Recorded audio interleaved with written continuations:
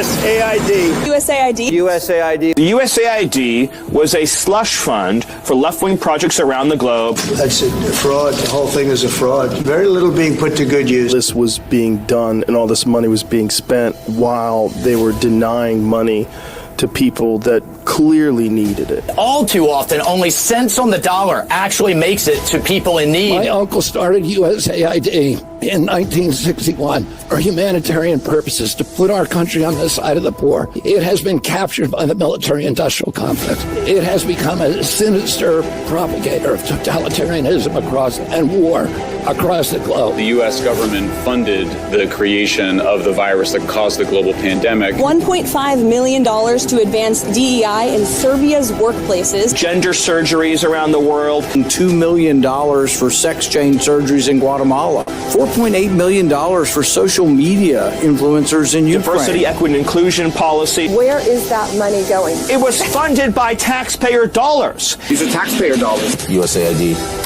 we're working against you, funding your opposition indirectly, and really trying to subvert democracy in your country. USAID doesn't really do, and the CIA don't do democracy. That the USAID and the CIA helped orchestrate Trump's impeachment?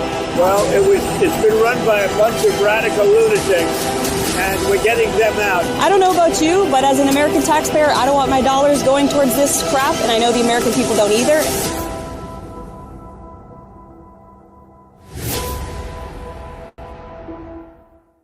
This is the first cabinet meeting. Elon Musk is going to be there. I know there's been a lot of talk about the emails asking about the productivity. Is he going to be asking the cabinet members for an update today? Well, first of all, we're so excited that President Trump is hosting his first cabinet meeting here at the White House with the phenomenal team that he has put together. Every single one of his cabinet heads will be here today, both confirmed and soon to be confirmed. And Elon Musk will be in attendance at the cabinet meeting as well, because Doge is working alongside every single one of these cabinet secretaries to identify waste, fraud, and abuse at their respective agencies. So they will be providing updates on some of the waste and fraud that they found, and they'll also be talking about their initiatives and the policies that they are enacting across the federal government to deliver on the promises President Trump made to the American people. Making the great mistake in Congress, too. We had to take ethics. We had to take ethics.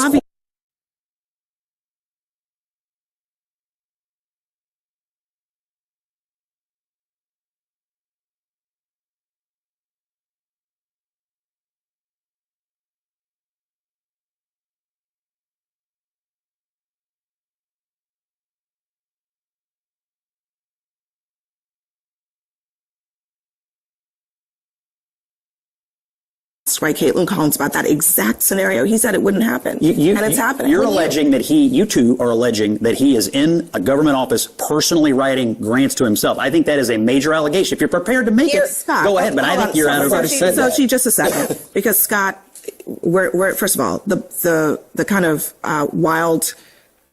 If you're making that allegation, it's almost like a threat. I don't think that that's warranted in this situation.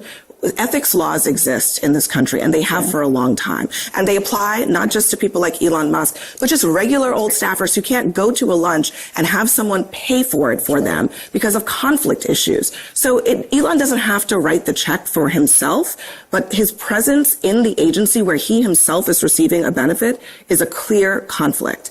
Foreign policy goals under the guise of foreign aid. This is unacceptable, and the American people agree. Thankfully, President Trump has taken action to address these issues. The election of President Trump was a clear mandate by the American people that they will no longer tolerate this. He is putting an end to the foreign aid slush fund, ensuring the hard-working American taxpayers' dollars are supporting America First policies and taking care of our own people at home. And we will do the same. With that, I now recognize Ranking Member Stansbury for the purpose of making an opening statement.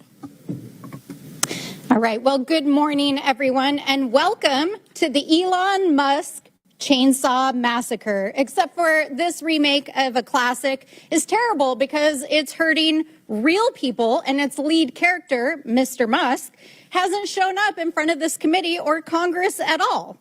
We also, of course, call this the Subcommittee on Doge, or Project 2025, as we'll see here during the Q&A. So today, in this hearing on foreign aid, which the GOP has called, you're going to hear all kinds of wild conspiracy theories, accusations, and unfounded data. It's designed to confuse and provide cover for Donald Trump and Elon Musk in their reckless gutting of our foreign aid and our reordering under the Trump administration of international affairs. But before we dive into the details, I want to zoom out and provide some critical context here about why this is happening. So first of all, let's talk about what happened over the last 2 weeks as the administration took an abrupt about-face in international relations after 64 years of USAID and supporting our allies in Europe, turning its back on long-standing allies and now suddenly embracing and enabling U.S. foreign adversaries. Let's do a little oversight here. Last week, the administration shocked the world as the vice president took to the global stage and addressed European leaders and informed them that the Trump administration believes that the greatest threat to Europe is not the autocratic leader who invaded our Western ally 3 years ago and committed war crimes and atrocities against the Ukrainian people and threatened Western democracy, but instead the VP said it was, quote, a threat from within. He then snubbed our German allies and in an unprecedented move tacitly endorsed and then met with a far-right candidate from the German parliament who Elon Musk has spent months backing. This is a party that is so extreme that even conservatives in Germany will not form a government with them. Then, over the weekend, Donald Trump went on a wild rant on social media, embracing Vladimir Putin and repeating Russian propaganda, trying to rewrite history and falsely claim that Ukraine started a war against its own people. Then, on Monday, Trump had the United States of America vote with Russia, North Korea, and China as 4 of the only 8 countries in the world voting in the UN against a resolution supporting Ukraine and affirming Ukraine's sovereignty. When you think about what this means in the context of American history, it's truly astonishing. That same day, which was only 2 days ago, the administration announced that they would proceed with firing another 2,000 USAID workers, even as a court ruled that the administration's dismantling of the aid organization is illegal. And interestingly, one of the main opponents of USAID programs is Donald Trump's buddy, Vladimir Putin. Why? Because among the programs that the U.S. was funding before the funding was frozen was aid to Ukraine, including safe houses on the front lines, a free and open press to help keep people informed what was happening in the war, not to mention refugee resettlement in the United States. USAID was also engaged in democracy building in Eastern Europe and the Balkans, especially with the fall of the USSR. Of course, Mr. Putin didn't like that either. And these investments have been totally decimated over the last several weeks. Over the last 5 years, USAID has funded international aid to 212 countries around the world to promote international peace and security, to help maintain stability, and ensure that we are making good on America's promises. These investments are a fraction of the cost of weapons and defense, and the U.S. in the process is able to help promote national security, stop global pandemics, prevent hunger and mass migrations, and make the world and the United States a safer place. So when we hear conservative allies of Donald Trump repeat wild and unfounded claims about international aid, and we see a coordinated attack by conservative media, think tanks like those who are here today, members of Congress, the administration, we have to ask ourselves, what is really going on here, folks?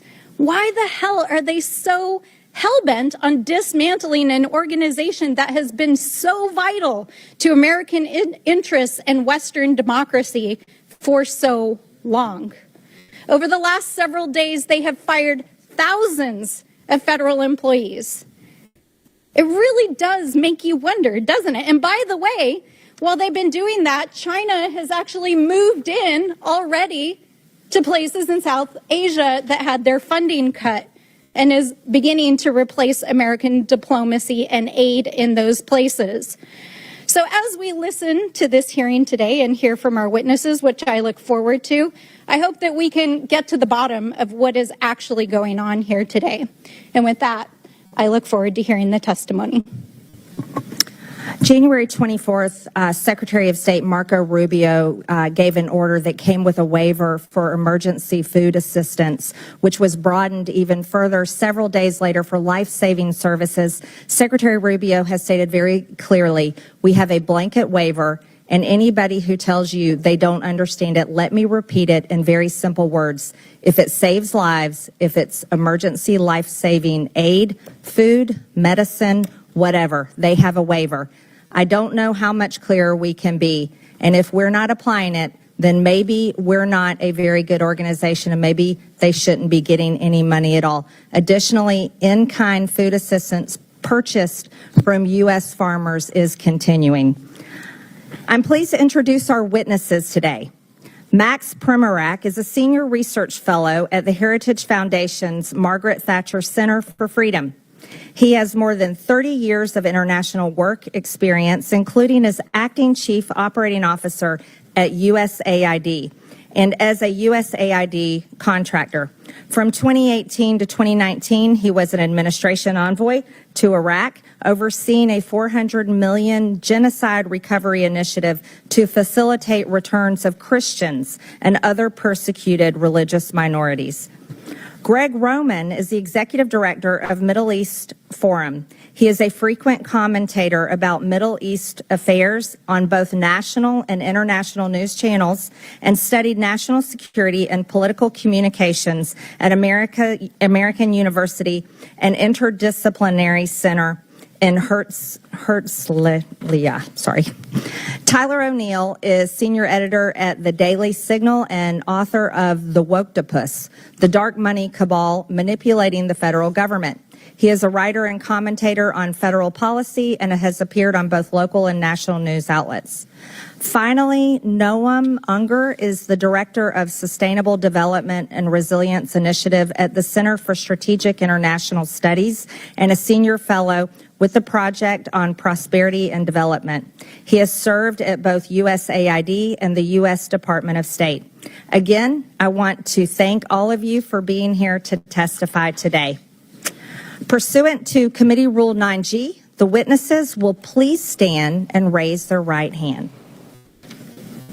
Okay, so while Marjorie Taylor Greene is swearing these people in, hello, good morning. So we got a whole bunch going on, and of course today my board decides to go on the blink, so I got to do it the old-fashioned way, a little bit of dinking and dunking and by hand and manually. So if I hit some wrong buttons, well, actually I'm not hitting any buttons, I'm using my mouse to go back and forth. In any event, I'm here. Good morning. I'm glad you guys are all here. Got so much going on. So here's what's going to happen. We've got the Doge interview or hearing going on right now, and they're going to be talking about all the cuts. You're going to hear the Democrats screaming about everything except America. Everything is fantastic over there. We need to keep spending your money over there, but you know, Americans are always going to be second, third, or fourth. Then, in addition, we're waiting for President Trump. I doubt they're going to televise the entirety of the cabinet meeting because it's a cabinet meeting, but they're probably going to take remarks in advance and, you know, just as he normally does. So we've got two things happening simultaneously that without my board, just give me a break. It's going to be a little bit hard to navigate back and forth. Won't be able to do it quickly, but I will be able to do it nonetheless. So we got the cabinet meeting, which I'm waiting for, and we have the hearing, which is going on right now. And then at 12:45, I've got an interview with Congressman Tiffany. I don't know how I'm going to do that without the board, but we shall see. We may just have to do it the old-fashioned way there too.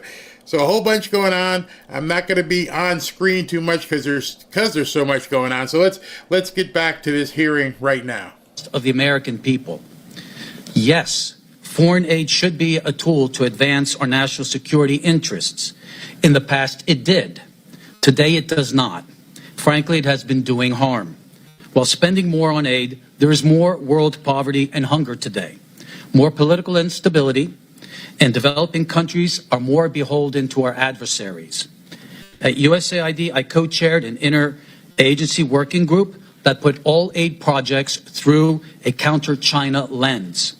That was dismantled. Instead, the Biden administration wasted billions of dollars on a global green agenda that forced poor countries to rely on China for their energy needs. These countries sought more trade with and investment from the United States to bind our countries closer together. Instead, they got transgender, diversity, and abortion programs that have alienated billions of people. Despite what we hear in the media, there is no linkage between how we do aid and our national security. South Africa has received billions of American aid dollars, yet is China's main Africa partner. South Africa is the S in BRICS. It supports Hamas and Iran and opposes us at every turn at the United Nations. Last summer, Mozambique and Tanzania, other large aid recipients, conducted 2-week military exercises with the People's Liberation Army, expanding Communist China's power projection to the lip of our Atlantic Ocean. 19 of the top 20 USAID recipients are members of China's Belt and Road Initiative. While acting Chief Operating Officer at USAID, I approved strong vetting policies for our humanitarian assistance in countries swarming with terrorists. That, too, was ignored by the Biden administration. Vast sums of U.S. money have been diverted to fund terrorists in Gaza, Syria, Yemen, and Afghanistan. NGOs have been hit with heavy fines for violating our anti-terrorism financing laws. But closer scrutiny is warranted, for the problem is endemic in the aid culture. Last year, USAID launched its $45 million Global Civil Society program based on the social theories of an Italian Marxist. Literally, we have been funding radical NGOs around the world that oppose capitalism, democracy, NATO, and Christianity. None of this is counter-China. This is counter-America. Again, a resounding yes that foreign aid can be a powerful tool of diplomacy to promote freedom, prosperity, and peace in accordance with our national interest and our values, but not as an instrument of progressive imperialism. Regardless of which party controls the executive branch, aid officials must ensure that every single foreign aid program can pass the Middle America smell test on waste, fraud, and abuse. Aid decisions must always secure bipartisan support. There must be full transparency on who is being funded and what they're doing, not only for the members of Congress, but especially for the American people. The fiduciary failure of our aid officials over the past 4 years has done tremendous damage to foreign aid's credibility and America's standing in the world. Thank you, and I look forward to your questions.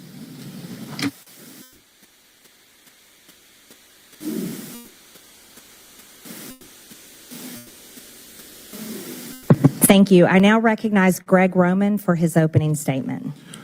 Madam Chairman, ranking member, and distinguished members of this committee, thank you for the opportunity to speak today. My name is Greg Roman, Director of the Middle East Forum, and I'm here because there's a fox loose in the henhouse of our foreign aid system, a system intended to uplift lives abroad that instead has funneled millions of taxpayer dollars to radical and terrorist-linked organizations. If we don't fix these fences now, we risk fueling violence against our allies, our troops, and potentially ourselves. Let me be clear. This is a problem that began under the Obama administration and was exacerbated under the Biden administration. It's a problem that has been brewing across both of these 12 years of governance by a bureaucracy so insulated it can't always tell teachers from terrorists. The result is moral confusion among grant officers who unwittingly, and in some cases, may intentionally bankroll extremist causes. At the Middle East Forum for the last 12 years, we've engaged in oversight over all public spending relating to foreign aid, specifically those relating to Middle East and Islamist causes. And we have identified over $122 million, which has ended up supporting radical organizations or even directly bankrolling organizations which are considered to be terrorists by the U.S. government. That's not pocket change. That's a jackpot for the wrong crowd. In terms of our specific findings, World Vision. Over the past 2 decades, this major evangelical NGO has received nearly $2 billion from USAID. But in 2014, World Vision facilitated a $125,000 grant to the Islamic Relief Agency, an entity linked to Al-Qaeda.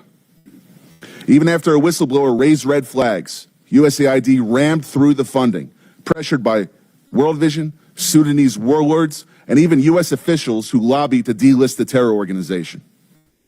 Helping Hand Relief and Development. In 2023, only 2 years ago, it received a $78,000 grant from USAID, despite openly working with the terrorists who orchestrated the 2008 Mumbai massacre in India.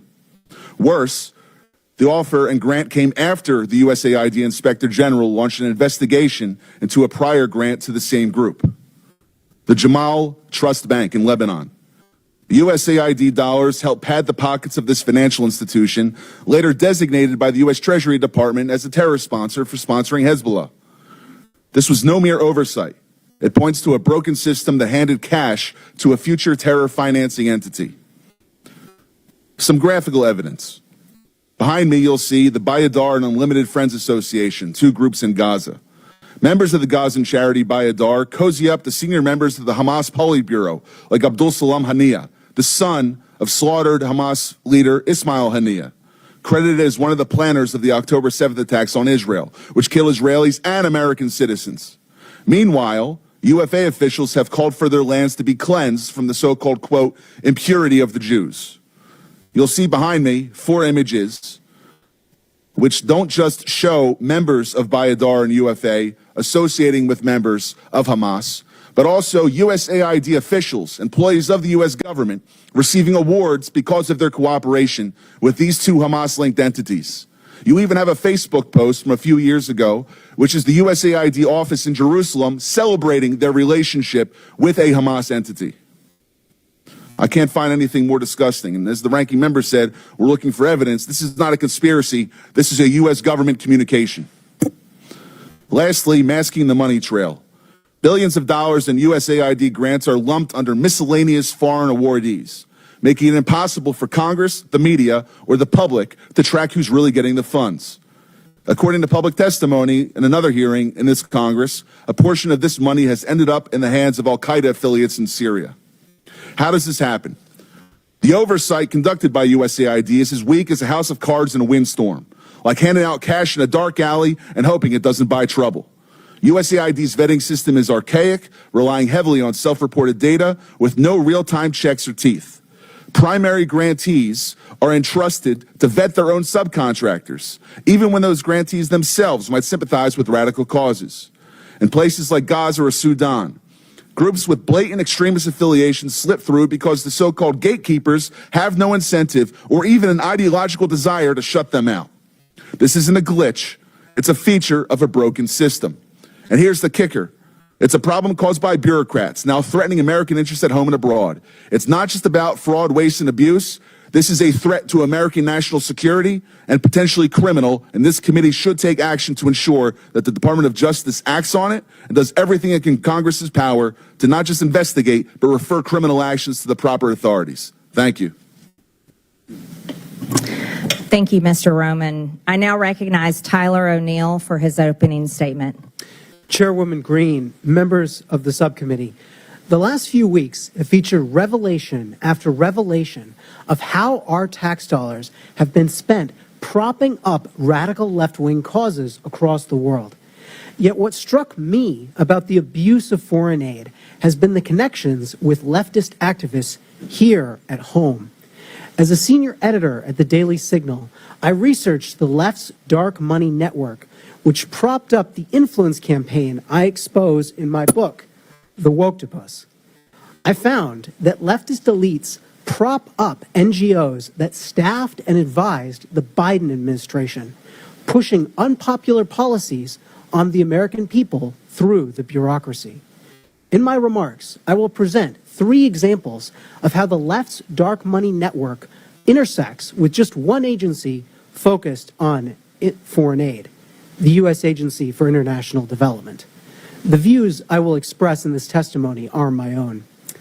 The left's dark money network features George Soros and his Open Society Foundations, the Tides Foundation, and the network of nonprofits established by Arabella Advisors.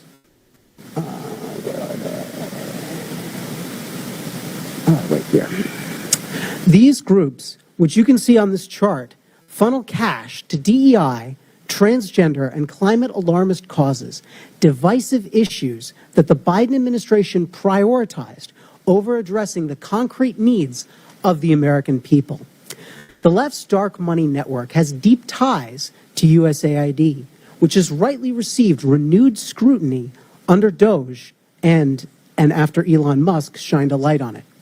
While the Open Society Foundations has stated that it does not receive funds from USAID or direct USAID's spending, the Soros-founded nonprofit has a long history with USAID. In 2001, the Soros Foundations Network, which became Open Society, listed USAID among its donor partners. Open Society and USAID have jointly funded the Organized Crime and Corruption Reporting Project, a news outlet that attacked conservatives for, you guessed it, criticizing Soros. Open Society and USAID also jointly fund the East-West Management Institute. Among other things, the institute launched court changes in Albania that critics allege resulted in the prosecution of Albanian opposition leader Sali Berisha, silencing the opponent of the country's socialist prime minister. Open Society has hired at least 5 former USAID staff, including at least one high-level official who worked at USAID providing services amid political transitions in foreign countries. Former USAID Administrator Samantha Power met at least twice with Open Society leaders. USAID has directly funded a different organization in the left's dark money network, the Tides Center. The agency has awarded more than $27 million in grants to the center. You'll find the Tides Foundation right here. The Tides Center has funded many of the leftist groups that influence the Biden administration, and it also operates its own in-house nonprofit called Palestine Legal, which represents anti-Israel rioters in court and gives them legal advice. Former USAID staff have also gone on to work for Arabella Advisors, which is a for-profit company that set up pass-through nonprofits. These groups allow donors to support specific projects without being associated with these projects. One of the nonprofits, New Venture Fund, set up a secretive group called Governing for Impact. Even though Governing for Impact had existed for barely 2 years and did not appear in a Google search at the time, its leaders met with and advised top staff in the Biden administration, executive-level bureaucrats who oversaw the vast federal bureaucracy. Leaders at the Rockefeller Foundation, another funder in the left's dark money network, previously held roles at USAID, including the former administrator, who now serves as the foundation's president. Other USAID staff have gone on to work at the nonprofits that staffed and advised the Biden administration, including the Center for American Progress, the Human Rights Campaign, and the American Civil Liberties Union. Personnel is policy, and these connections between the left's influence campaign on the Biden administration and USAID reveal how woke elites have captured the enterprise of foreign aid. Thank you. Thank you. I now recognize myself for 5 minutes of questions, and I will inform this committee and the public watching that if, pardon? Oh, sorry. I'm sorry, Mr. Unger. Apologize. I didn't mean to skip over you. I now recognize Mr. Unger for 5 minutes. Madam Chair, Ranking Member Stansberry, distinguished members of the subcommittee. I am honored to share my views with you. They are my own and not those of my current or former employers. I have served at USAID and the State Department in multiple roles and in non-governmental positions focused on U.S. foreign aid reform and global development. My government service took place during the administrations of Presidents George W. Bush, Barack Obama, and Donald Trump. Every U.S. administration since World War II has wanted to shape foreign aid in line with its goals. But strangling the system into extinction is akin to unilaterally disarming at a time of mounting geopolitical competition for partnerships globally. Throwing away our toolbox does not make us safer or well-positioned to influence the world. Our set of foreign aid tools reflects enlightened self-interest. With it, the U.S. countered communism and enhanced the education, farming productivity, and health of people around the world while also saving lives. Our international AIDS and malaria programs have collectively saved more than 35 million lives over the past couple decades. U.S. assistance has also built partnerships and economic growth, so much so that 11 of America's 15 biggest trading partners were former recipients of U.S. foreign assistance. We are now in a period of renewed geostrategic competition. China has been vying with the U.S. for partnerships across the global south, inking deals where it can. China can and will fill soft power voids left by the U.S. Other potential threats to our security are also connected to developing countries and fragile states. From the potential resurgence of ISIS in the Middle East to the spreading influence of Islamist militants and Russian mercenaries across the Sahel. On the eastern edge of Europe, Russian aggression may continue to grow unchecked, and in Colombia, the strife from neighboring Venezuela is spilling over to yield the worst violence in a generation. With that backdrop, the administration has abruptly and collectively disabled U.S. tools of foreign assistance. The White House has said it is cutting programs that do not benefit Americans, but their approach is dismantling many programs that help Americans, thereby cutting off our nose to spite our face. This is evident in many ways.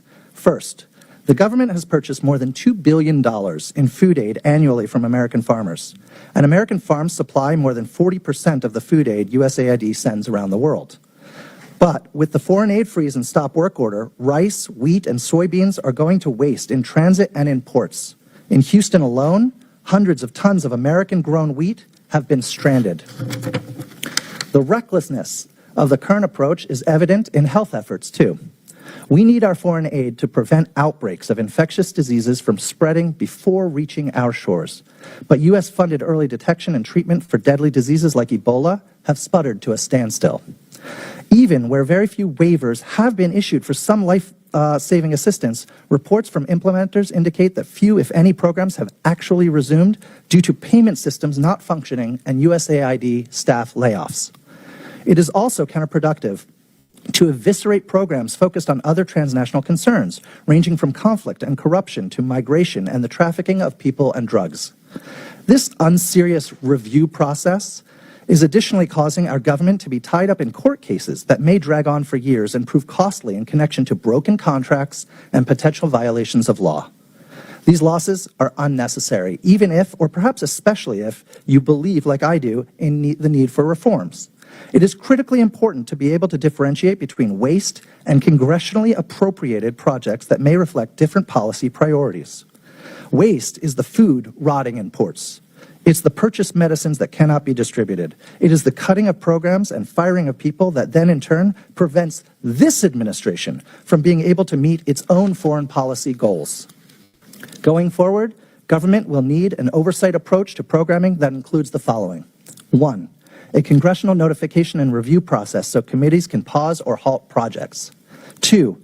Implementing partners should undergo audits and submit detailed plans and quarterly expenditure reports. 3. In highly insecure contexts, there should be a vetting of key program staff against classified counterterror databases before U.S. dollars are spent. And 4. An inspector general should be empowered to conduct investigations and other activities to help identify, prevent, and punish any proven misuse of taxpayer funding. The issue before you today is that these elements are precisely the safeguards that have already been in place at USAID. But the staffing to carry it out has just been gutted.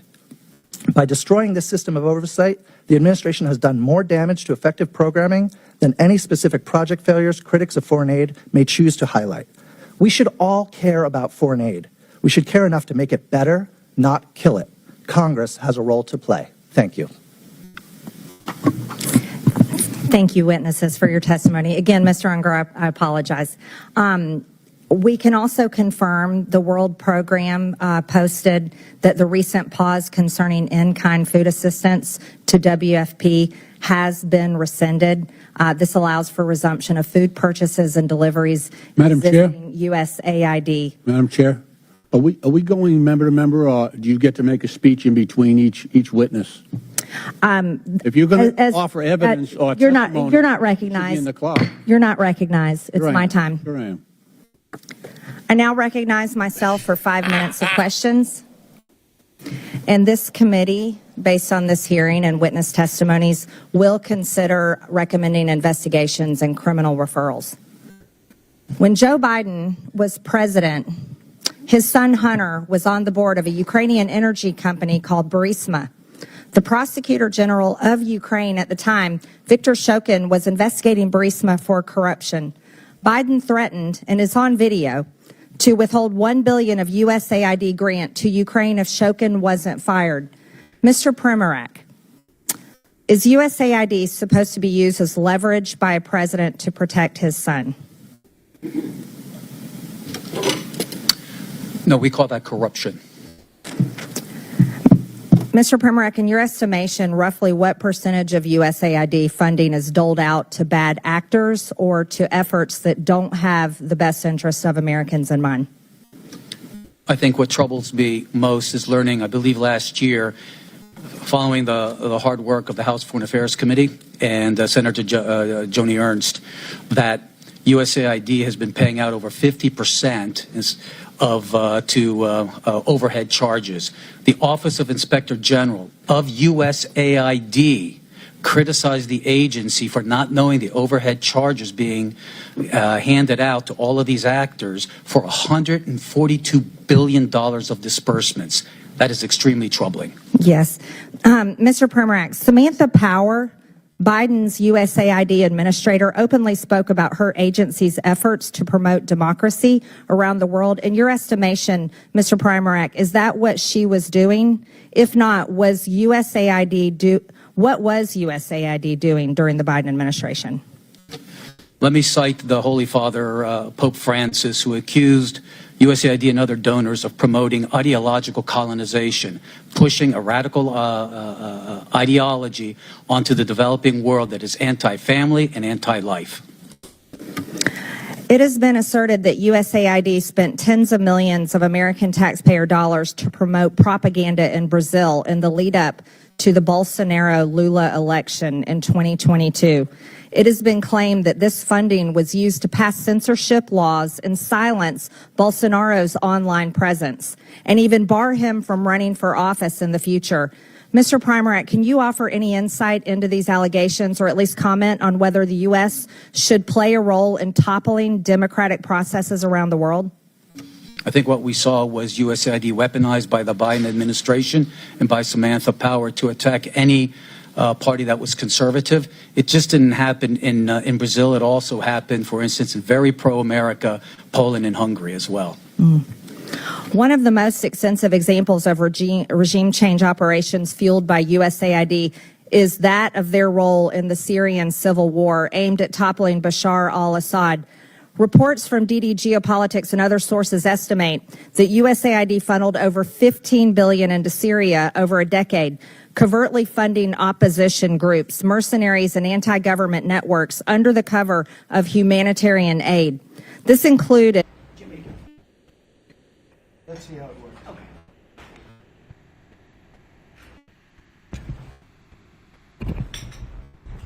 Okay, thank you very much. We appreciate you being here, and we've put together a great cabinet, and we've had tremendous success. We've been given a lot of credit for having a very successful first month, and we want to make that many months and years, actually. But we're going to have many good months, and we're going to have many good years, I hope, and we're going to solve a lot of problems. We're doing very well with Russia, Ukraine. President Zelensky is going to be coming on Friday. That's now confirmed, and we're going to be signing an agreement, which will be a very big agreement. And I want to thank Howard and Scott for the job you guys did in putting it together. You really did an amazing job. And that'll be on rare earth and other things. And as you know, we're in for probably $350 billion. Europe is in for $100 billion. And that's a big difference. So we're in for probably 3 times as much, and yet it's very important to everybody, but Europe's very close. We have a big ocean separating us, so it's very important for Europe, and they hopefully will step up and do maybe more than they're doing, and maybe a lot more. The previous administration put us in a very bad position, but we've been able to make a deal where we're going to get our money back, and we're going to get a lot of money in the future, and I think that's appropriate because we have taxpayers that are shouldn't be $3 billion, and that's a big difference. So we're in for probably 3 times as much, and yet it's very important to everybody, but Europe's very close. We have a big ocean separating us, so it's very important for Europe, and they hopefully will step up and do maybe more than they're doing, and maybe a lot more. The previous administration put us in a very bad position, but we've been able to make a deal where we're going to get our money back, and we're going to get a lot of money in the future, and I think that's appropriate because we have taxpayers that are shouldn't be footing the bill, and they shouldn't be footing the bill at more than the Europeans are paying. So it's all been worked out. We're happy about it, and I think that very importantly, we're going to be able to make a deal. Most importantly, by far, we're going to make a deal with Russia and Ukraine to stop killing people. They'll stop killing young Russian soldiers and young Ukrainian soldiers and other people in addition in the towns and cities.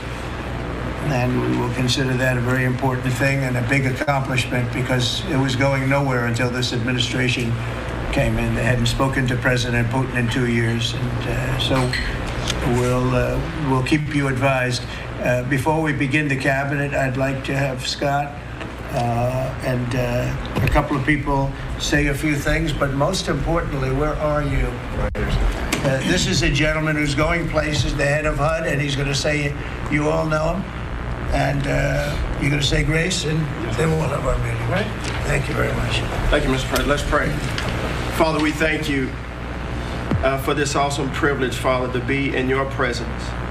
God, thank you that you've allowed us to see this day. The Bible says that your mercies are new every morning. And Father God, we give you the glory and the honor. Thank you, God, for President Trump, Father, for appointing us. Father God, thank you for anointing us to do this job. Father, we pray you'll give the president, the vice president wisdom, Father God, as they lead. Father, I pray for all of my colleagues that are here around the table and in this room. Lord God, we pray that we would lead with a righteous clarity. Father God, that as we serve the people of this country in every prospective agency, every job that we have, Father, we would humble ourselves before you, and we would lead in the manner that you've called us to lead and to serve. Father, the Bible says that blessed is a nation whose God is the Lord. Well, Father, we today honor you, and in your rightful place, Father, thank you for giving us this opportunity to restore faith in this country and be a blessing to the people of America. And Lord God, today in our meeting, we pray that you would be glorified in our conversation. In Jesus' name, amen. Scott, that was a very good job you did. You've done that before, haven't you? So Scott Turner's a terrific young guy. He's heading up HUD, and he's going to make us all very proud, right? Thank you, Mr. President. Thank you very much. Great job. In just over 1 month, illegal border crossings have plummeted by numbers that nobody's actually ever seen before. It's much more than 100%. And we've unleashed American energy at levels that will soon be reported. But we think we're going to get it going very quickly. We have incredible people on the energy front. I think we have really great people on every front. I'll let you know if they're not good, but I think they really are. And we're fighting every day to get the prices down. The inflation is stopping slowly. But part of the reason it's stopping is because of high interest rates and other problems that we inherited. But we have to get the prices down, not the inflation down, the prices of eggs and various other things. Eggs are a disaster. The Secretary of Agriculture is going to be showing you a chart that's actually mind-boggling what's happened, how low they were with us and how high they are now.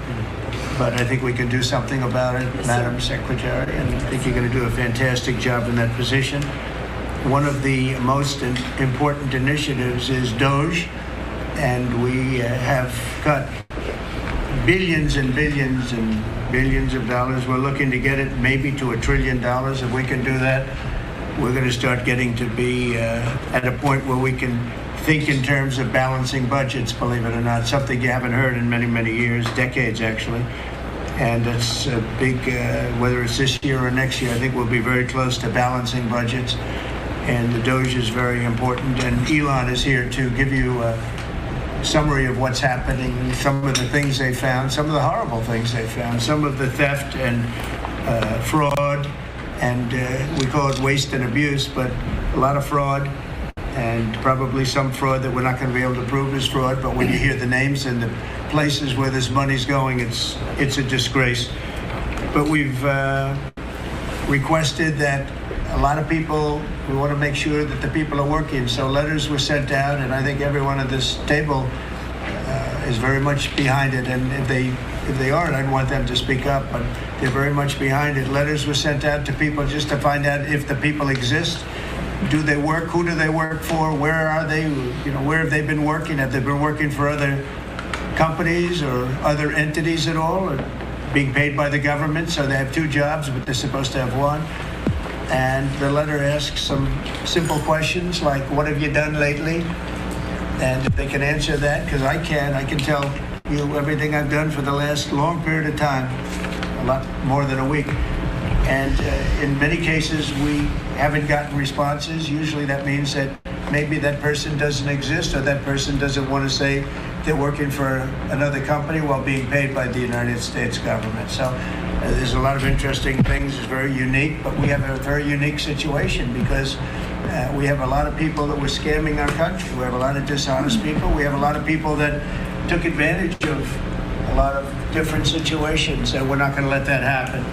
So I'm going to ask if it's possible to have Elon get up first and talk about Doge, because it seems to be of great interest to everyone.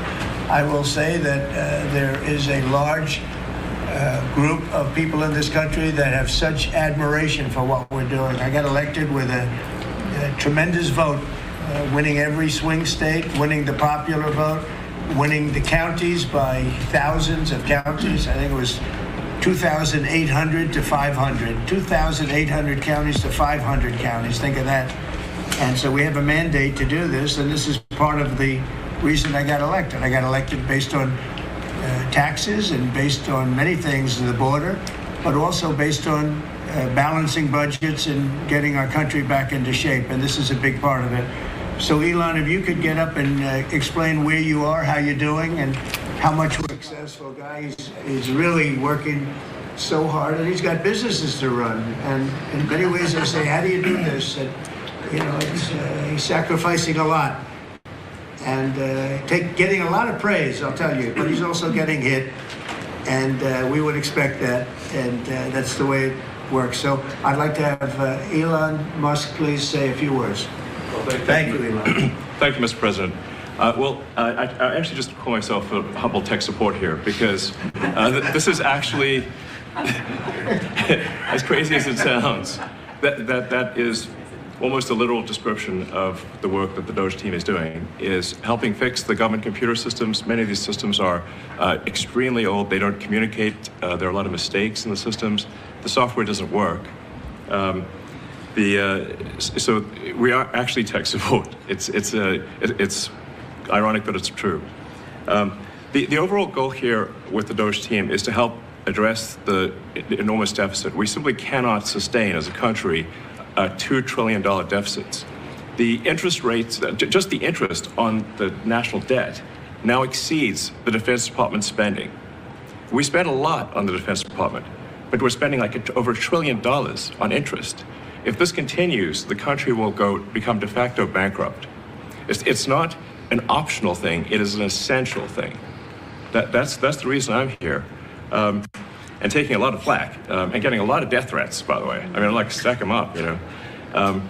But if we don't do this, America will go bankrupt. That's why it has to be done. And I'm confident at this point, knock on wood, you know, knock on my wooden head, there's got a lot of wood up there, that we can actually find $1 trillion in savings. That would be roughly 15% of the $7 trillion budget. And obviously that can only be done with the support of everyone in this room. And I'd like to thank everyone for your support. Thank you very much. This can only be done with your support. So it's really, Doge is a support function for the president and for the agencies and departments to help achieve those savings and to effectively find 15% in reduction in fraud and waste. And we bring the receipts. So people say, like, well, is this real? Just go to doge.gov. We line item by line item, we specify each item. So, and I should say, we will make mistakes. We won't be perfect, but when we make a mistake, we'll fix it very quickly. So, for example, with USAID, one of the things we accidentally canceled very briefly was Ebola, Ebola prevention. I think we all want Ebola prevention. So we restored the Ebola prevention immediately, and there was no interruption. But we do need to move quickly if we're to achieve a $1 trillion deficit reduction in financial year 2026. It requires saving $4 billion per day, every day, from now through the end of September. But we can do it, and we will do it. Thank you. Would you have any questions of Elon while we're on the subject of Doge? Because we'll finish off with that. And if you would have any questions, please, we'll finish off with that. And if you would have any questions, please ask. You could ask me or Elon. Go ahead, please. Thank you, Mr. President. Thank you, Mr. Musk. I just wanted to ask you that President Trump put out a Truth Social today saying that everybody in the cabinet was happy with you. I just wondered if you had heard otherwise, and if so, what are you doing to address those any dissatisfaction? Let the cabinet speak just for a second. Is anybody unhappy with Elon? If you are, we'll throw them out of here. Is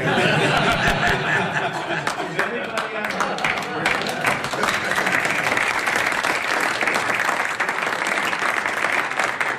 I have a lot of respect for Elon and that he's doing this, and some disagree a little bit, but I will tell you, for the most part, I think everyone's disagree a little bit, but I will tell you, for the most part, I think everyone's not only happy, they're thrilled.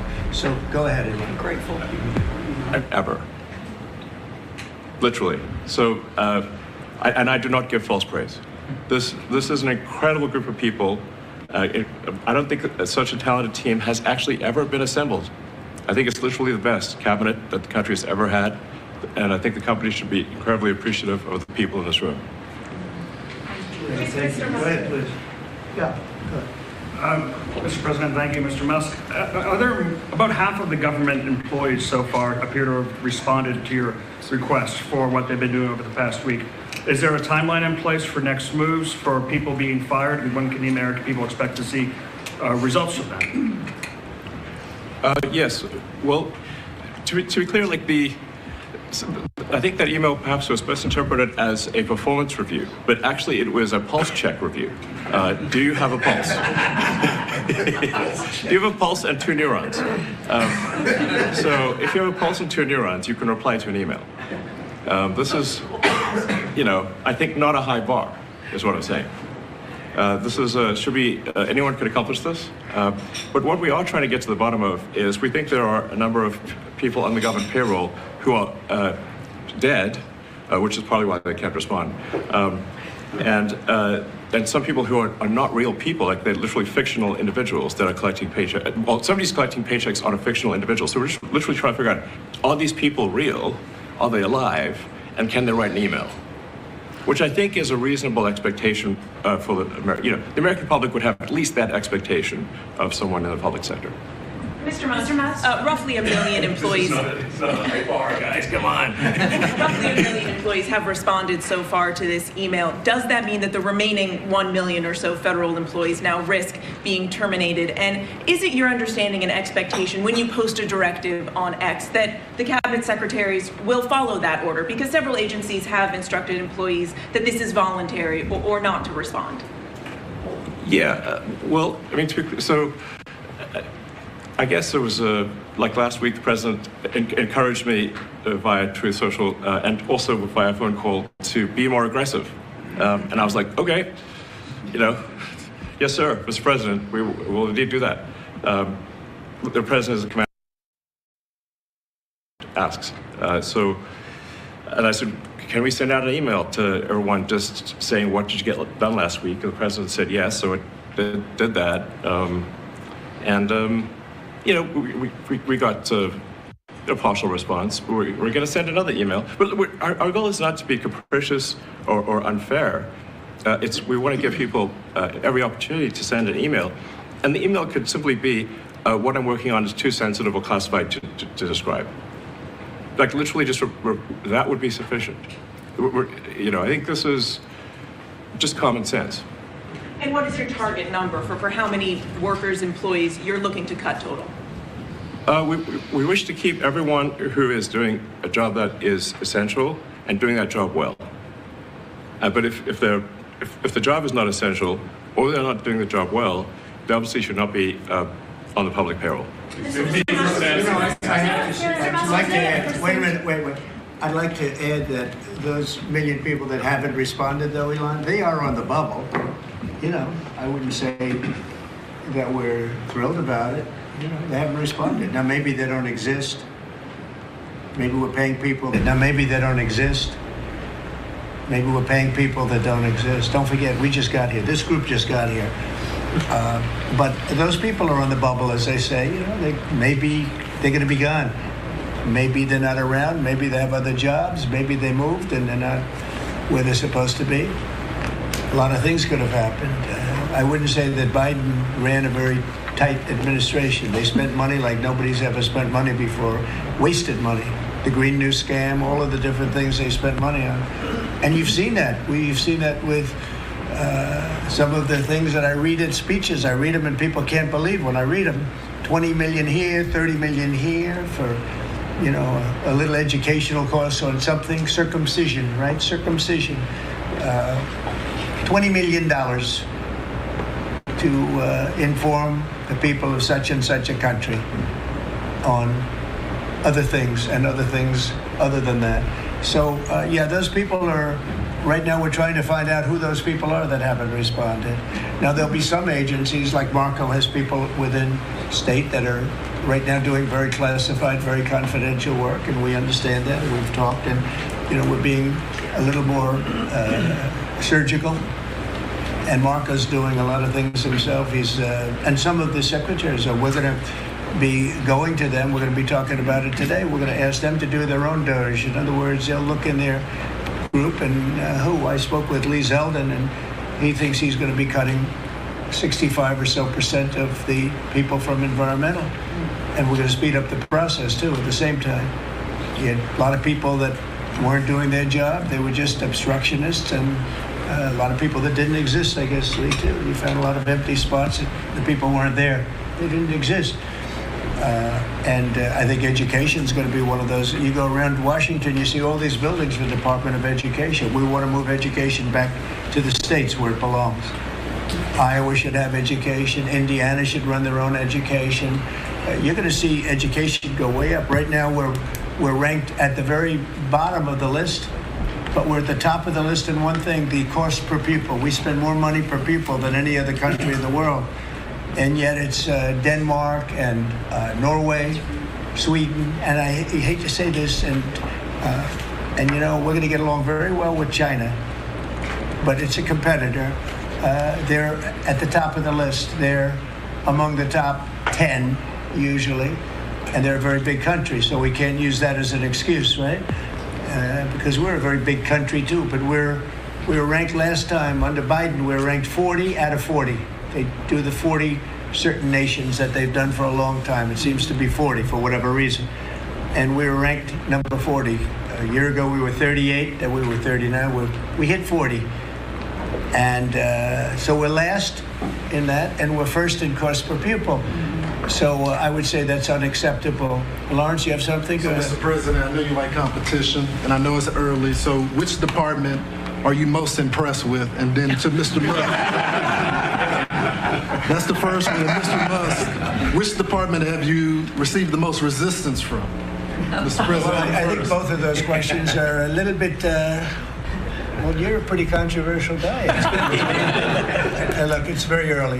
Right now, I think I'm impressed with everybody. So far, everybody. If I wasn't in the first month, and some of them just got here, they just got approved 2 days ago, right? But I think I'm very impressed with everybody. So far, I'm very happy with all of the choices. I think that Elon has done incredibly with some groups, and some groups are much easier than others. It is true. State is a, very difficult situation. We're right now negotiating very successfully, I think, with Russia and with Ukraine, and we have a lot of countries involved, and we have to be a little bit careful what we do and who we're terminating. But Marco is doing that I think he's going to be very precise. It's going to be, we're cutting down government. We're cutting down the size of government. We have to. We're bloated. We're sloppy. We have a lot of people that aren't doing their job. We have a lot of people that don't exist. You look at Social Security as an example. I mean, you have so many people in Social Security where, if you believe it, they're 200 years old. And what we're doing is finding out are checks going out for that, and is somebody cashing those checks who's maybe 35 years old, okay? So there's a lot of dishonesty, there's a lot of fraud. But I think at this moment, I'll take Elon off the spot. I think that he's impressed. He said it very well, better than I can say it, that he's impressed with the people in this room, very impressed.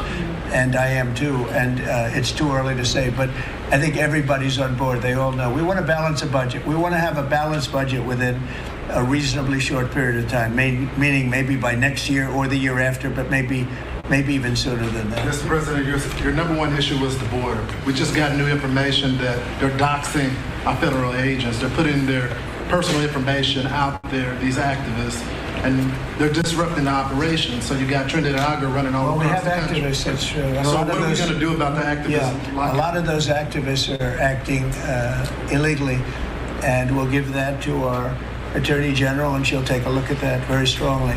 But we also having tremendous support from Border Patrol, from ICE. The ICE agents have been unbelievable. Border Patrol, their leadership at Border Patrol has been incredible, and they're working very well. And as you know, and I saw you reporting it this morning, actually, we set records on the least number of illegal aliens coming in, migrants coming into our country that we've had in more than 50 years. And we did this all within a period of weeks because we took over a mess. The world was pouring in. And remember, they were coming in from jails and prisons and mental institutions and insane asylums, and they were gang members and drug dealers. Anybody wanted to come in, they came. And from not just South America, from all over the world. So it's amazing what they've done. And Christie and Tom Holman, the job they've done has been absolutely amazing. We set records for and we want people to come into our country, by the way, but they want to come in, they have to come in legally.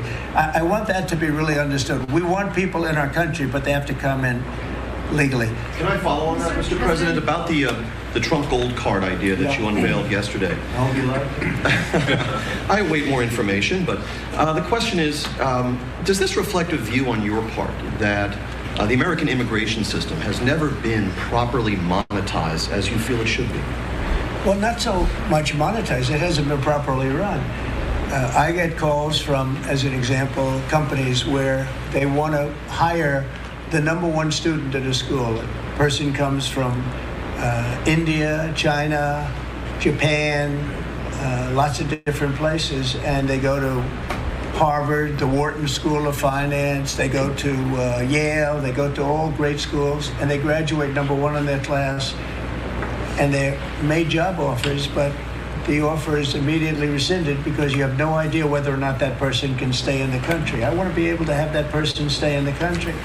These companies can go and buy a gold card, and they can use it as a matter of recruitment. At the same time, the company is using that money to pay down debt. We're going to pay down a lot of debt with that. And I think the gold card is going to be used by, not only for that, I mean, they'll be used by companies. I mean, I could see Apple.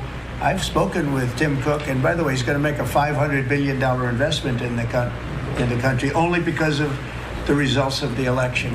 And I think because of tariffs. He's going to want to be in the country because of tariffs. Because if you're in the country, there is no tariff. If you're out of the country, you got to pay tariffs. And that's going to be a great investment, I think, that he's making. I know it's going to be a great investment. But we have to be able to get people in the country, and we want people that are productive people. And I will tell you, the people that can pay $5 million. They're going to create jobs. They're going to spend a lot of money on jobs. They're going to have to pay taxes on that too. So they're going to be hiring people. They're going to be bringing people in and companies in. And I don't know, maybe it will sell like crazy. I happen to think it's going to sell like crazy. It's a bargain. But we'll know fairly soon. I think Howard and Scott, a few of you really are responsible for it. But Howard, if you want to discuss that for a couple of minutes, I think I'd like to have you. I think it's going to be a very successful program. This is commerce. So the EB-5 program, which has been around for many years, had investment of $1 million into projects in America. And those projects were often suspect. They didn't really work out. There wasn't any oversight of it. And so for $1 million investment, you got a visa and then you came into the country and ended up with a green card. So it was poorly overseen, poorly executed. Then you had our border open where millions of people came through. So the idea is we will have a proper business. We will modify the EB-5 agreement. Christy and I are working on it together. For $5 million, they'll get a license from the Department of Commerce. Then they'll make a proper investment on the EB-5, right? And we think Scott and I will design the EB-5 investment model because Scott and I are the best people together to do that. So this is joint. This is exactly the Trump administration. We all work together. We work it out to be the best. And if we sell, just remember, 200,000. There's a line for EB-5 of 250,000 right now. 200,000 of these gold green cards is $1 trillion to pay down our debt. And that's why the president is doing it, because we are going to balance this budget and we are going to pay off the debt under President Trump. And to qualify, do you have to promise and make commitments to create a certain number of jobs here in the U.S.? No, because not all these people are going to be job builders. There'll be successful people, or there'll be people that were hired from colleges, like sort of like paying an athlete a bonus. I mean, Apple or one of the companies will go out and they'll spend they'll buy 5 of them and they're going to get 5 people. Look, I've had the complaint from a lot of companies where they go out to hire people and they can't hire them out of colleges. And you know what they do? They go back to India or they go back to the country where they came and they open up a company and they become billionaires. And they're employing thousands and thousands. There are a lot of examples. There are some really big examples where they were forced out of the country. They graduated top in their class at a great school, and they weren't able to stay. This is all the time you hear it. And the biggest complaint I get from companies, other than over-regulation, which we took care of, but we're going to have to take care of it here because a lot of that was put back on by Biden. But the biggest complaint is the fact that they can't have any longevity with people. This way they have pretty much unlimited longevity. Also with the $5 million, that's a path to citizenship. So that's going to be, it's sort of a green card plus, and it's a path to citizenship. We're going to call it the gold card. And I think it's going to be very treasured. I think it's going to do very well. And we're going to start selling, hopefully, in about 2 weeks.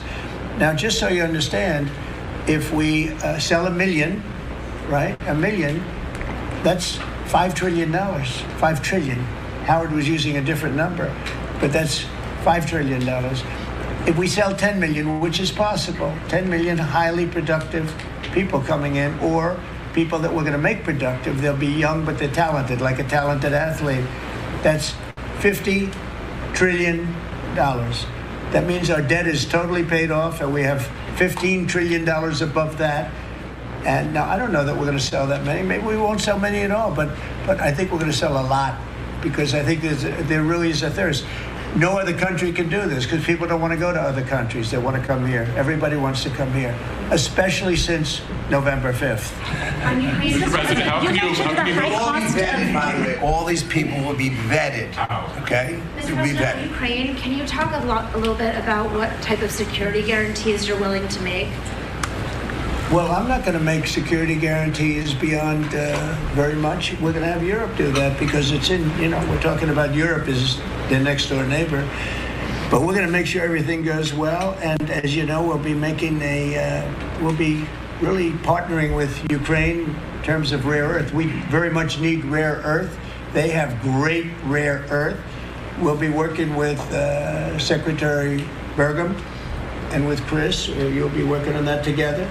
And we're going to be able to have tremendous, I mean, this gives us, because we don't have that much of it here. We have some, but we don't have that much, and we need a lot more to really propel us to the next level to lead in every way. We're leading right now with AI. We're leading with everything right now, but we need resources. We have to double our electric capacity. We have to do many things. We have to really triple, if you think of it, the electric capacity from what we have right now, if you can believe it. So I just say this, the deal we're making gets us, it brings us great wealth. We get back the money that we spent, and we hope that we're going to be able to settle this up. We want to settle it. We want to stop. I tell you what, I'm doing it for two reasons, but the number one reason by far is to watch all these people being killed. I see pictures every week from, I assume satellite pictures mostly, but there's some pictures on site of thousands of soldiers that are being killed. They're being decimated because equipment today, military equipment, is so powerful and so devastating. And number one, I want to see people stop. And they're not from here. They're from primarily two other countries. And then, by the way, let's talk about the Middle East. We got to solve that problem too. And that's come a long way. We're doing very well in that also. A lot of things are happening on that. But I'm watching soldiers being killed, Ukrainian and Russian soldiers being killed. My number one thing is to get that stopped. My number two thing is I don't want to have to pay any more money, because Biden has spent $350 billion without any chance of getting it back. Now we're going to be getting all of that money back plus a lot more. And we provided a great thing. I mean, we provided something very important. And we'll be working with Ukraine, and because we'll be taking that, we're going to be taking what we're entitled to take. Now, they spent $350 billion, and Europe spent $100 billion. Now, does anybody really think that's fair? But then we find out a little while ago, not so long ago, a few months ago, I found out that the money they spent, they get back. But the money we spent, we don't get back. I said, well, we're going to get it back. And we'll be able to make a deal. And again, President Zelensky's coming to sign the deal. And it's a great thing. It's a great deal for Ukraine, too, because they get us over there, and we're going to be working over there. We'll be on the land. And, you know, in that way, there's sort of automatic security, because nobody's going to be messing around with our people when we're there. And so we'll be there in that way. But Europe will be watching it very closely. I know that UK has said, and France has said, that they volunteered to put so-called peacekeepers on the site, and I think that's a good thing. Mr. President, you have mentioned the high cost of eggs, and we've seen consumer confidence this week have a sharp drop from last month, the biggest dip in, I believe, 3 years. Why is that, your assessment? Why is that the case, and is there anything you can do? I think that consumer confidence, if you look at confidence in the nation, it had the biggest increase in the history of the chart. It went up 42 points in a period of like days after the election, since the election.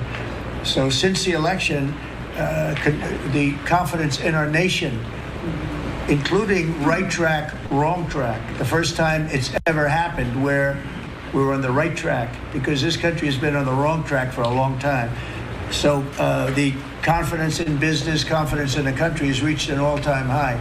We have never reached levels like we are right now. Okay. Mr. President, you've been very clear in saying that as long as you're president, Iran will never get a nuclear weapon. That's true.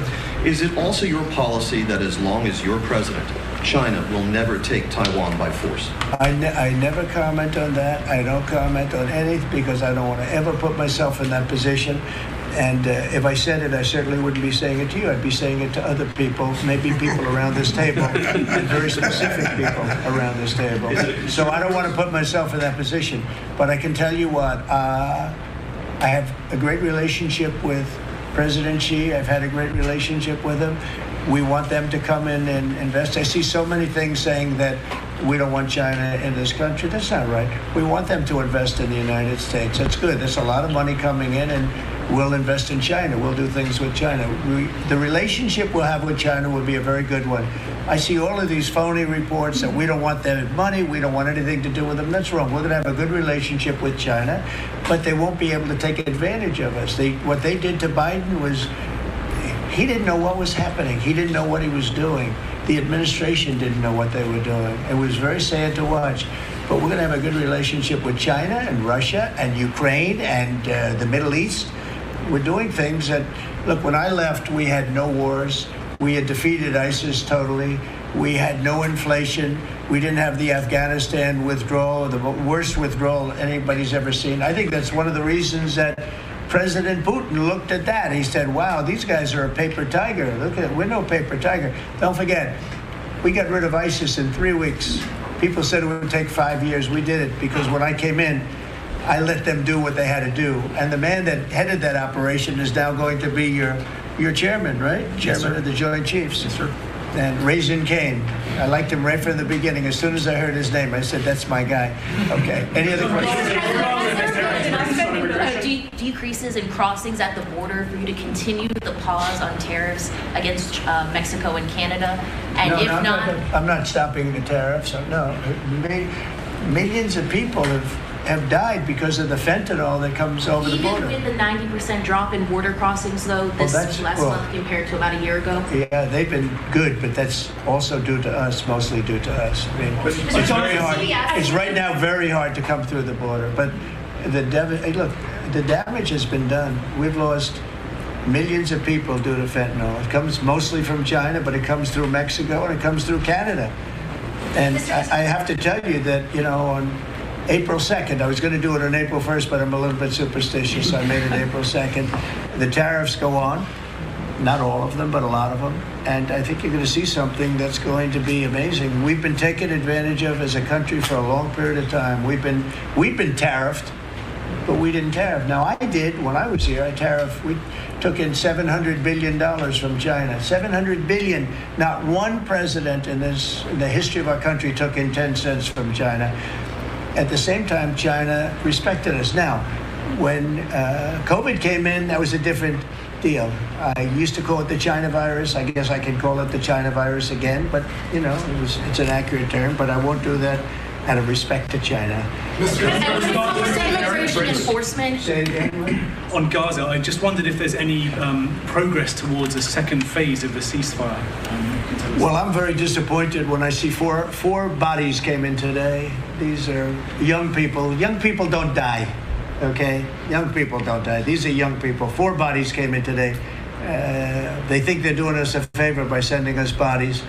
So, look, that's a decision that has to be made by Israel, by Bibi. But Israel has to make that decision. We got a lot of hostages back. But it's very sad what happened to those people. I mean, you had a young lady with her hand practically blown off. You know why it blew up? Because she put up her hand to try and stop a bullet that was coming her way. And it hit her hand and blew off her fingers, big part of her hand. This is a vicious group of people. And Israel's going to have to decide what they're doing. Phase 1 is going to be ending. Think of it, today they sent in 4 bodies. And I will say one thing, though. I've spoken to a lot of the parents and a lot of the people involved.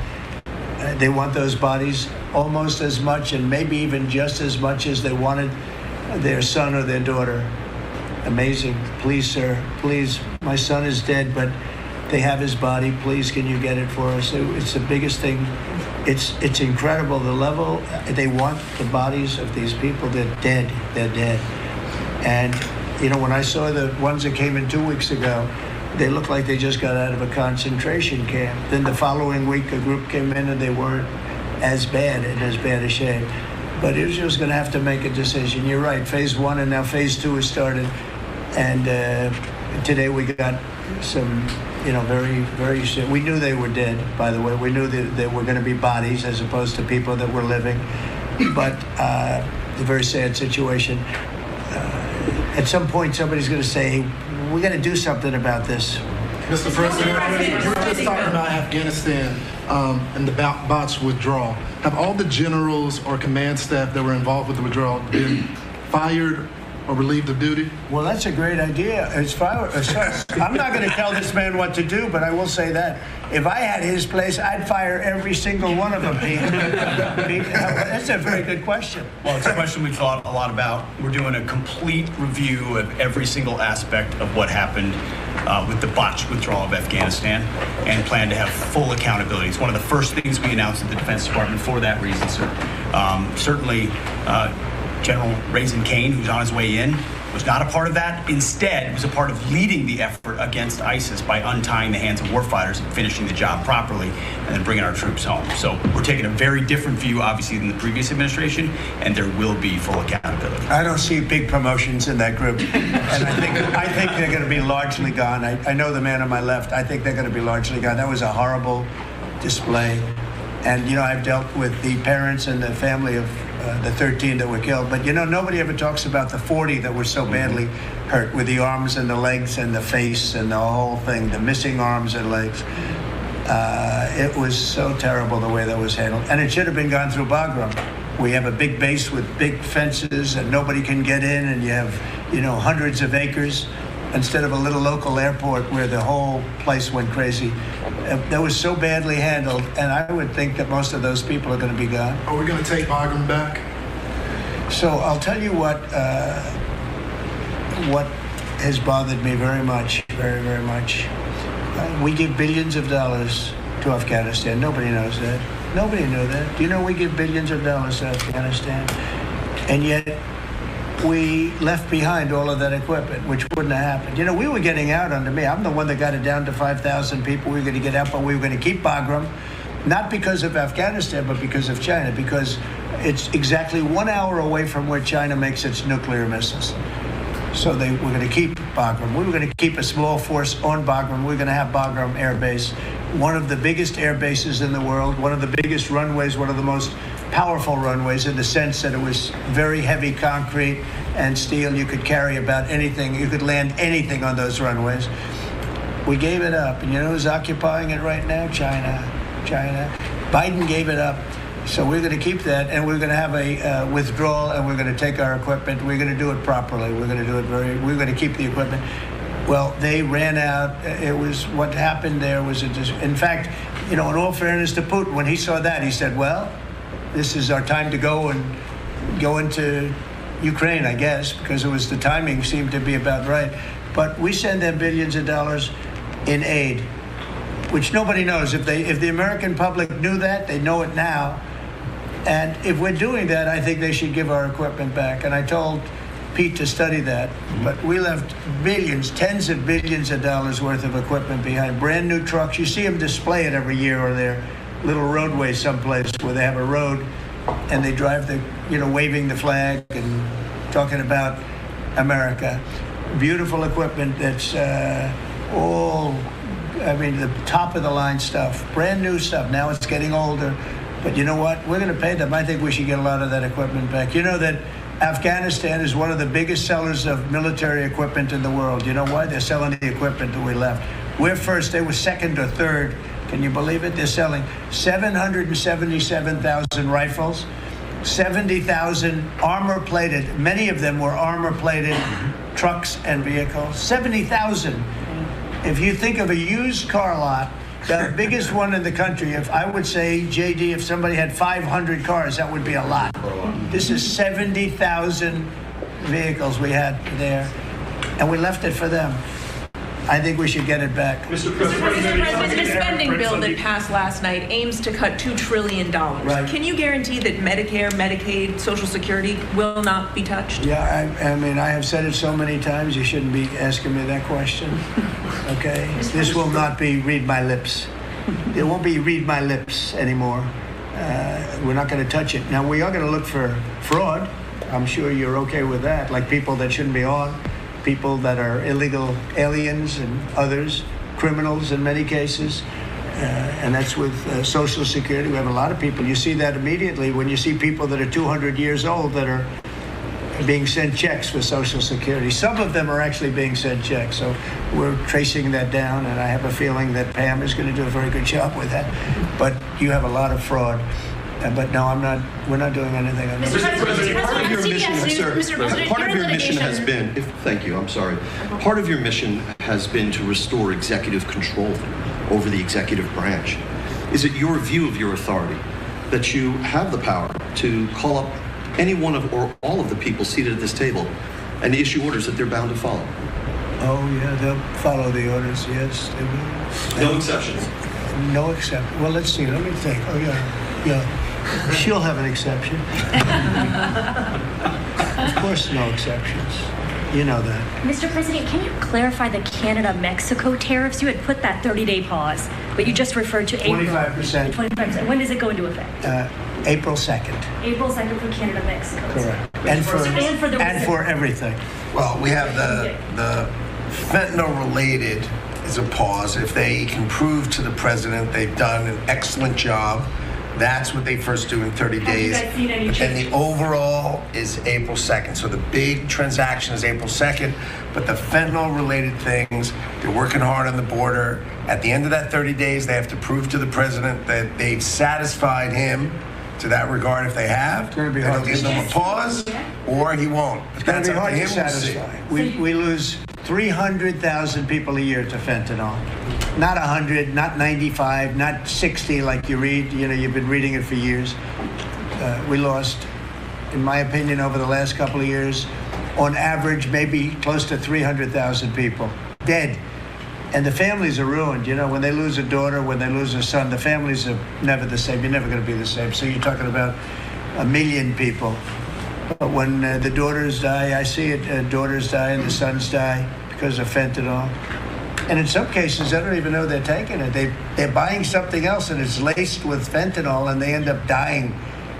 And I've known many people who've lost children to fentanyl and for other reasons, but to fentanyl, it's such a big killer. And those people are never the same people. I mean, I've seen people that for the rest of their lives, they're not the same people. They're so different, it's not even believable. Dynamic people, happy people they die a miserable death. And that's because of the crap that comes in through China and through Mexico and through Canada. A lot of it comes through Canada. Look, we support Canada. $200 billion a year in subsidies one way or the other.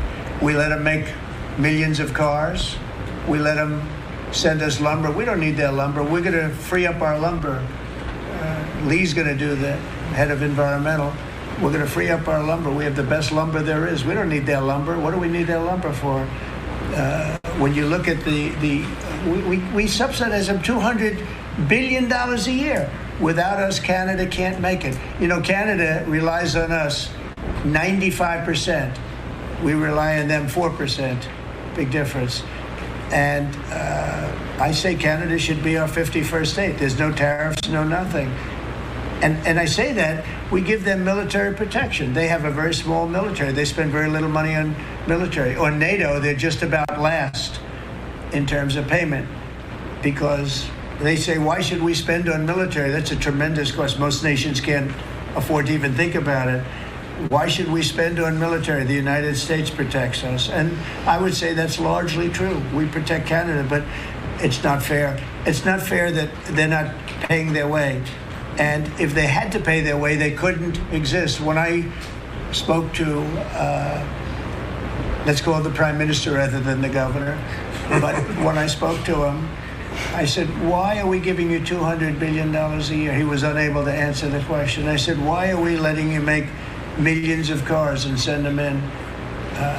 He was unable to answer the question. Justin Trudeau, a nice guy. I think he's a very good guy. I call him Governor Trudeau. He should be governor because the fact is that if we don't give them cars, we don't have to give them cars. The tariffs will make it impossible for them to sell cars into the United States. The tariffs will make it impossible for them to sell lumber or anything else into the United States. And all I'm asking to do is break even or lose a little bit, but not lose $200 billion. And we love Canada. I love Canada. I love the people of Canada. And but honestly, it's not fair for us to be supporting Canada. And if we don't support them, they don't subsist as a nation. Okay? Mr. President, on the EU tariffs, Mr. President, have you just made a decision on what level you will seek on tariffs in the European Union? We have made a decision. We'll be announcing it very soon, and it'll be 25%, generally speaking, and that'll be on cars and all of the things. And European Union is a different case than Canada, different kind of case. They've really taken advantage of us in a different way. They don't accept our cars. They don't accept essentially our farm products. They use all sorts of reasons why not. And we accept everything of them, and we have about a $300 billion deficit with the European Union. Now, I love the countries of Europe. I guess I'm from there at some point a long time ago, right? But indirectly, pretty directly too, I guess. But I love the countries of Europe. I love all countries, frankly, all different. But the European Union's it was formed in order to screw the United States. I mean, look, let's be honest. The European Union was formed in order to screw the United States. That's the purpose of it. And they've done a good job of it, but now I'm president. What will happen if these countries or the EU retaliate? They can't. I mean, they can try, but they can't. China did. They imposed tariffs that went into effect. China's retaliatory tariffs on the 10th of February. Has there been any impact that you've been able to observe? That's right. No, they can do it, and they can try, but the numbers can never equal what ours, because we can go off. We are the pot of gold. We're the one that everybody wants, and they can retaliate, but it cannot be a successful retaliation because we just go cold turkey. We don't buy anymore, and if that happens, we win. Are you talking to Eric Prince about privatizing deportations? No, I haven't. Mr. President, you're in litigation with CBS News. Is this a case that you'd like to see go to trial, or are you open to some CBS, that 60 Minutes? CBS? Yes. Well, CBS did something that was amazing. Kamala was unable to answer a question properly, and they took the question that they asked and they inserted an answer. They gave her an answer. This was 2 days before the election, right before the Sunday night before the election. And they wrote out they put her words from another question that was asked about a half an hour later, and they put that into the question. Nobody's ever even heard of it before. Nobody's ever heard of anything like this before, but they then did it, they say, on numerous occasions. And the FCC is looking at it very strongly, and everybody's looking at it, but nobody's ever seen anything. Think of it, they took her answers and they changed them. And I don't mean they changed a word or two, or they cut off a half a sentence, or they cut off a couple of words. I mean, I've had that happen too, but that you just say, then they say, well, we want brevity. We wanted to do it for time. They took out her answer and they inserted an entirely different answer that made her sound competent. And they did this, and nobody's ever, I thought I've heard of everything when it comes to that stuff. No, I've never heard of it. Nobody's ever seen. So we sued, and we are in discussions of settlement. What would a number be, like 100? What's a number that you would think would be appropriate? I think it's a lot.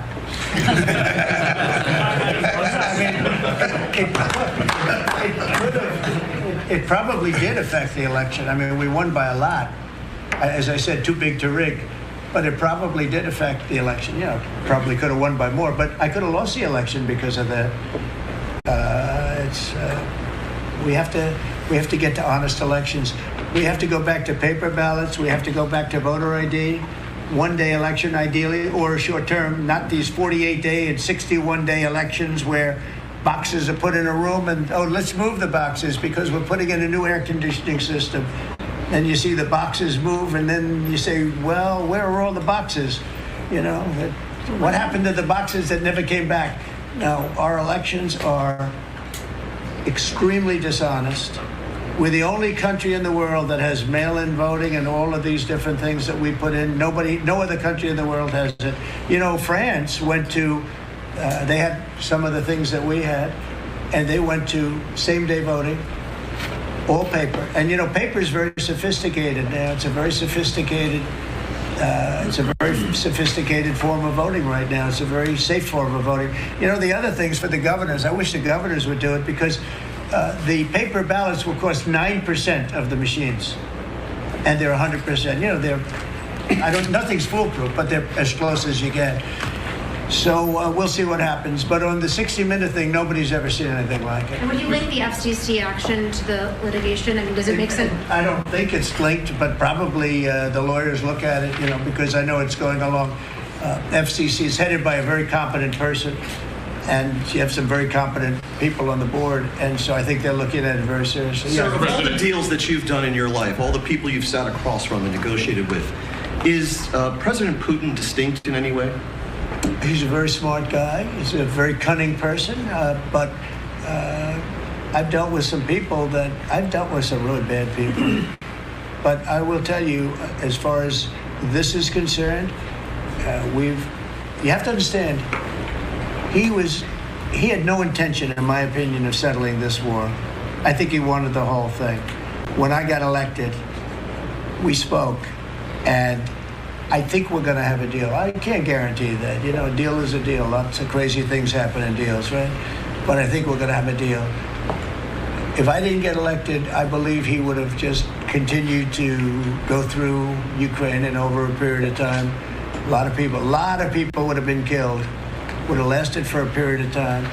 And the reason that Ukraine, and I have great respect for the Ukraine as fighters, they're great fighters, but without our equipment, that war would have been over, like people said, in a very short period of time.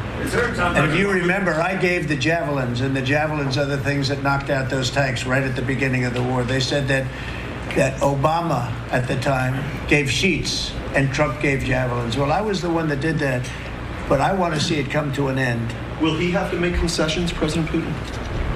Yeah, he will. He's going to have to. And I believe that because we got elected, that war will come to an end. And I also believe if we didn't get elected, if this administration didn't win the election by a lot, that war would go on for a long time, and he would want to take the whole thing. The big question I had is, does he want to take the whole thing? But the reason, and the Ukrainians are good fighters, I have to say, but without the equipment, without our equipment, we have the best equipment in the world. We have the best military equipment in the world. Without our equipment, that would have been over very quickly. What concessions would you like to see? What concessions would you like to see? Oh, I don't want to tell right now, but I can tell you that NATO you can forget about. I think that's probably the reason the whole thing started. And I think, JD, we can say that. Do you have a statement on that? You've been very much involved. I gave him the beauty. We're not going to do the negotiation in public with the American media. He's going to do it in private with the president of Russia, with the president of Ukraine, and with other leaders. And I think that's how this has to go. I just want to push back against some of the criticism I've seen of the administration on this, because every single time the president engages in diplomacy, you guys preemptively accuse him of conceding to Russia. He hasn't conceded anything to anyone. He's doing the job of a diplomat, and he is, of course, the diplomat in chief as the president of the United States. On the gold cards, sir, can you talk a little bit more about the vetting? On the gold cards, sir, can you talk a little bit more about the vetting process? We'll go through a process. The process is being worked out right now, and we're going to be very careful. Will there be restrictions on, for instance, can Chinese nationals get one? Can Iranian nationals get one? We're probably not going to be restricting too much in terms of countries, but maybe in terms of individuals. We want to make sure we have people that love our country and are capable of loving the country. There's a measles outbreak in Texas at the moment in which a child is reported to have died. Do you have concerns about that, and have you asked Secretary Kennedy to look into that? Well, why don't we, Bobby, do you want to speak on that? We are following the measles epidemic every day. I think there's 124 people who have contracted measles at this, mainly, we're told, in the Mennonite community. There are 2 people who have died, but we're watching it, and there are about 20 people hospitalized, mainly for quarantine. We're watching it. We put out a post on it yesterday, and we're going to continue to follow it. Incidentally, there have been 4 measles outbreaks this year in this country. Last year, there were 16. So it's not unusual. We have measles outbreaks every year. You sound a little under the weather yourself right now. Are you all right? I have a permanently bad throat. Mr. President, would you send U.S. peacekeepers to support the European peacekeepers? Would you do any sort of support the European peacekeepers? Would you do any sort of U.S. No, we're going to support Europe, yeah. And how would we do We're that? very friendly with Europe. We have a great relationship with Europe. I mean, you could talk about France, you could talk about any of them. I mean, we have a great relationship with Europe. Then how will the United States do that? Would there be boots on? I mean, you're asking me a question. What are we doing in the field? Let's worry. I hope we have that problem where we can worry about peacekeeping. We got to get there first. But I hope we have the problem of worrying about peacekeeping. That'll be the easiest problem, I think, JD, that we've ever had. That would be part of the deal, presumably, that the Ukrainians would want. We'll do it at the time. But peacekeeping is very easy. It's making the deal that's very tough. And again, nobody was speaking to Russia at all. And, probably 1.5 million soldiers have been killed, close to 1.5 million soldiers, not to mention a traumatic. I will tell you, the thing with that horrible war that should have never started would have never started if I were president. And it didn't start for 4 years, and it was not even thought about starting. But the thing with that war is that you're highly underestimating the number of people that have been killed. Far more people have been killed in that war than you talk about. You like to talk about numbers like 1 million people. Well, they had much more than 1 million soldiers killed. But you have a lot of cities that have been knocked to the ground. They're demolition sites, literally demolition sites. Every single building is knocked to the ground. And a lot of people were killed in those buildings. And you'll hear a report, 2 people were minorly injured or just injured a little bit. No, people were killed by the thousands. And there are a lot more people killed in that war than the media wants to talk about, because Biden did a horrible, horrible job. He should have prevented that war. He could have prevented that war. Putin would have never gone in. I'll tell you one thing. He would have never gone in. That war would never have taken place if I were president. I think what people are trying to understand, Mr. President, is how would the United States, what would you be willing to do to support this European peacekeeping effort? Would there be... Again, you're asking me the same question. How many times do you have to answer? You're talking about after we make peace. Let me make peace first. Once we make peace, I'll give you all the answers you want. But how many times can you ask the same question? Is loosening of sanctions on Russia a potential option as part of an overall deal? No. We have sanctions on Russia. No, I want to see if we make a deal first, but I think we will. I've had very good conversations with President Putin. I've had very good conversations with President Zelensky, and until 4 weeks ago, nobody had conversations with anybody. It wasn't even a consideration. Nobody thought you could make peace. I think you can. But if Putin gets to keep the land that was claimed by force, if the Russians get to keep the territory that they claim by force, doesn't that send a dangerous message, let's say, to China about Taiwan? Okay. You try and take it away, right? We're gonna do the best we can. We're gonna do the best we can to make the best deal we can for both sides. But for Ukraine, we're gonna try very hard to make a good deal so that they can get as much back as possible. We want to get as much back as possible. Mr. President, just to bring this full... We'll cut it out after maybe this question. Go ahead. To bring this full circle back to a question. You always like to finish on a good one. Sir, they want you to negotiate with them instead of with President Putin. Back to a question about the peacekeepers. You have a lot of confidence in us because you assume there's going to be peace. It's possible it doesn't work out. There is possibility. But I hope it does for the sake of humanity.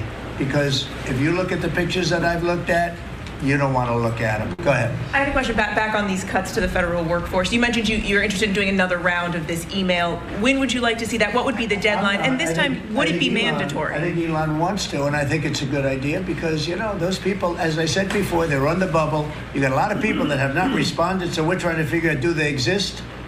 Who are they? And it's possible that a lot of those people will be actually fired. And if that happened, that's okay, because that's what we're trying to do. This country has gotten bloated and fat and disgusting and incompetently run. I think we had the worst president in the history of our country. He just left office. I think he's a disgrace, what he's done to our country by allowing millions of people to come into our country like that. And all of the other things, the inflation, which he caused because of energy and stupid spending, to spend hundreds of millions, trillions and trillions of dollars on the Green New scam, a total scam.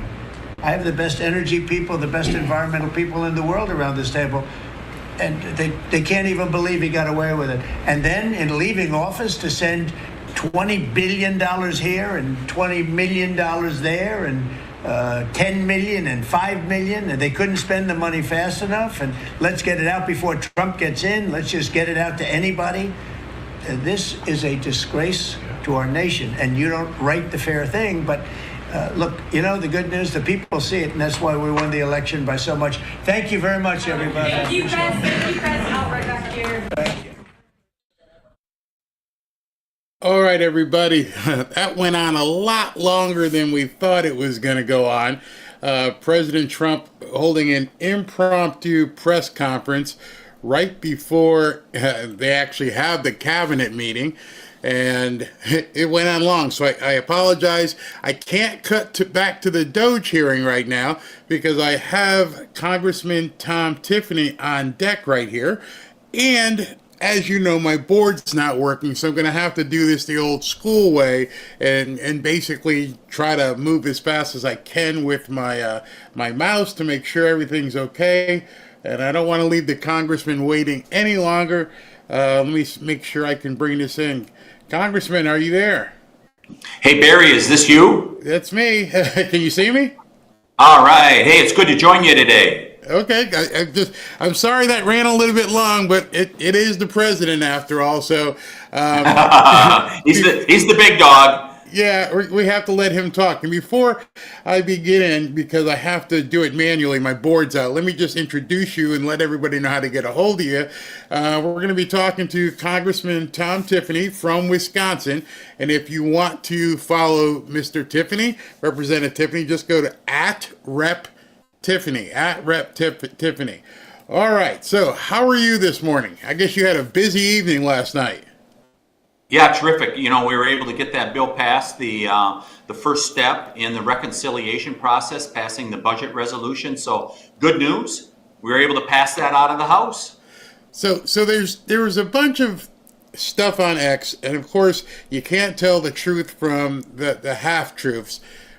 What actually, and I don't mean for you to go in it, but I understood that something that the Democrats were trying to do to nullify the presidential power, and they tried to stick that into the bill.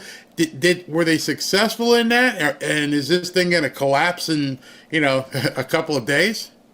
No, I don't believe they were successful in that. Now, I have to verify that, Barry, to make sure, but I don't believe they were successful in accomplishing that. But right. I mean, it's unfortunate. I mean, there's Democrats that should be voting for this stuff. You know, Barry, the press focuses on this stuff and they talk about, well, will Republicans be able to get the vote? Where's some Democrats that are going to vote for common sense? I mean, so think about it.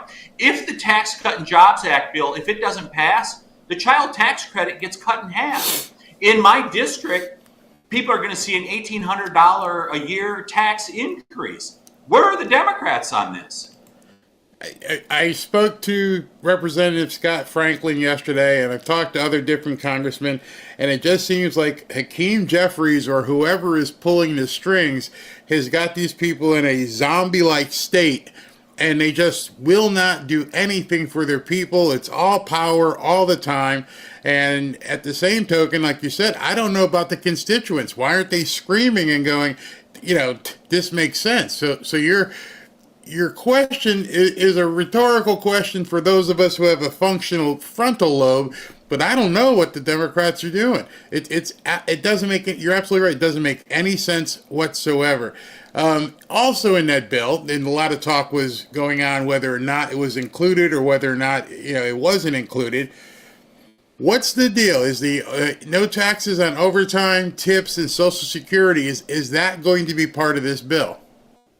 So what we did is we passed the budget resolution, and all that does is give instructions to each of the committees of jurisdiction. So for example, I'm on Judiciary and Natural Resources, and it tells us you have to save, for example, $1 billion. Well, now it's up to the committee to decide how to do it. So in terms of the tax policy that'll be implemented, that is yet to be written. It's just the big top line numbers that are written at this point, Barry. Okay, so as of right now, well, you said it has to pass committee. What committee? Now that you guys passed that, what's the next step? Because you mentioned committee, and then of course I believe it'd have to go to Senate as well. So what's the process now? You guys passed this. What's next? Yeah, so we passed the budget resolution. It goes on to the Senate, and it needs to be reconciled with the Senate because they have a different method that they've used. And so now that needs to be reconciled, and you need one bill to come out of that's approved by both houses, and that'll be the next step that we have to take care of. Once that's done, then the committees of jurisdiction can do their work. What's the time frame on this? Obviously, you guys are up against the wall. You got to get it done by March 14th. Is that feasible? Well, so as far as the budget resolution and doing a reconciliation bill, it's looking like that's going to be probably, like April at the earliest. May is more likely, maybe even into June, before we get that done on the reconciliation process. The March 14th is the end of this budget because we passed a continuing resolution that goes to March 14th. That's a separate issue we now have to deal with. And I actually think at this point, I'm not a big fan of continuing resolutions, Barry, because it puts everything on autopilot. But at this point, we're so close to the end of the fiscal year, September 30th, we're probably better off just doing another continuing resolution through the end of the year and then begin work on each committee passing their version of the budget for 2025, 2026. So I'm good with just doing a continuing resolution through the end of the year. So if you do it by CR, where are the guys like Massey and and I believe Ms. Sparks who are on the outside who really want to see things reined in? How does it work with them? Do you still need just 51 to get that passed, or are you going to put yourself in a position where you're going to need some Democrats to join you?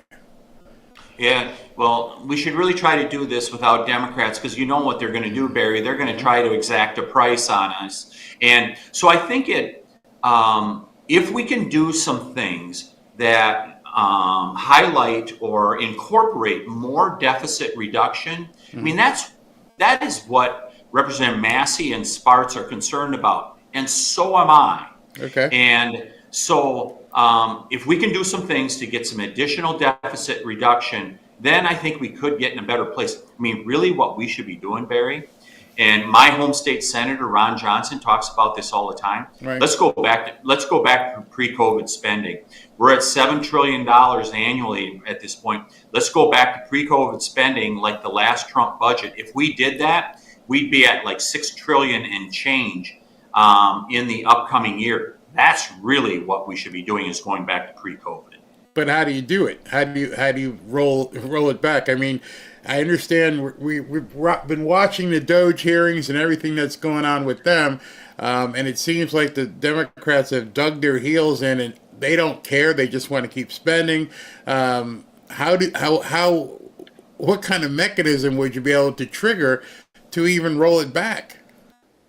Well, we might be able to do that via the reconciliation process. That only takes 51 votes in the Senate. It all gets really complicated. And I have to be real honest, sometimes the complexities overwhelm me also.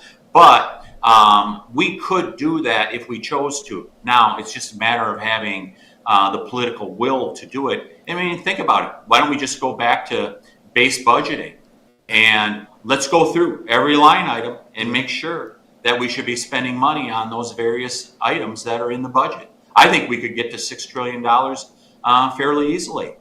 Well, who's spearheading that? Because if you're interested in doing it, who has to be convinced to push this? Mike Johnson? I mean, why isn't that exactly what happens?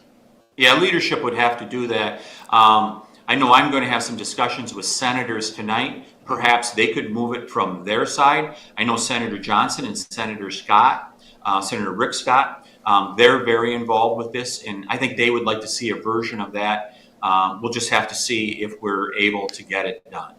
Now, it was funny, before you got on, we were listening to President Trump talk to reporters, and they asked the same old stupid question over and over and over again. And I have to say that I have an audience here and community that we've built that's a little bit older, some of the people here. Why is it that there's always so much confusion? Are you going to cut Medicare? Are you going to cut Medicaid? You're going to cut Social Security? And even President Trump, I don't know if you heard him, he's like, can you please stop asking us? We're not touching it. Can you reaffirm to people again that that's not something, those kind of entitlements are not on the chopping block? I think we're going to have to put Barry Cunningham in the White House pool so that we get some intelligent questions for the president. But Medicare, the president's been very clear. Medicare, which is older people's health insurance, right, and Social Security are not going to be touched. Right. Now, in regards to Medicaid, we need to make sure we protect that program, because remember what it was set up for. Medicaid was set up to deal with people with disabilities, right, pregnant women, children of low incomes. That was meant to take care of them. But what we've seen Medicaid expand to is you have able-bodied adults that are getting Medicaid.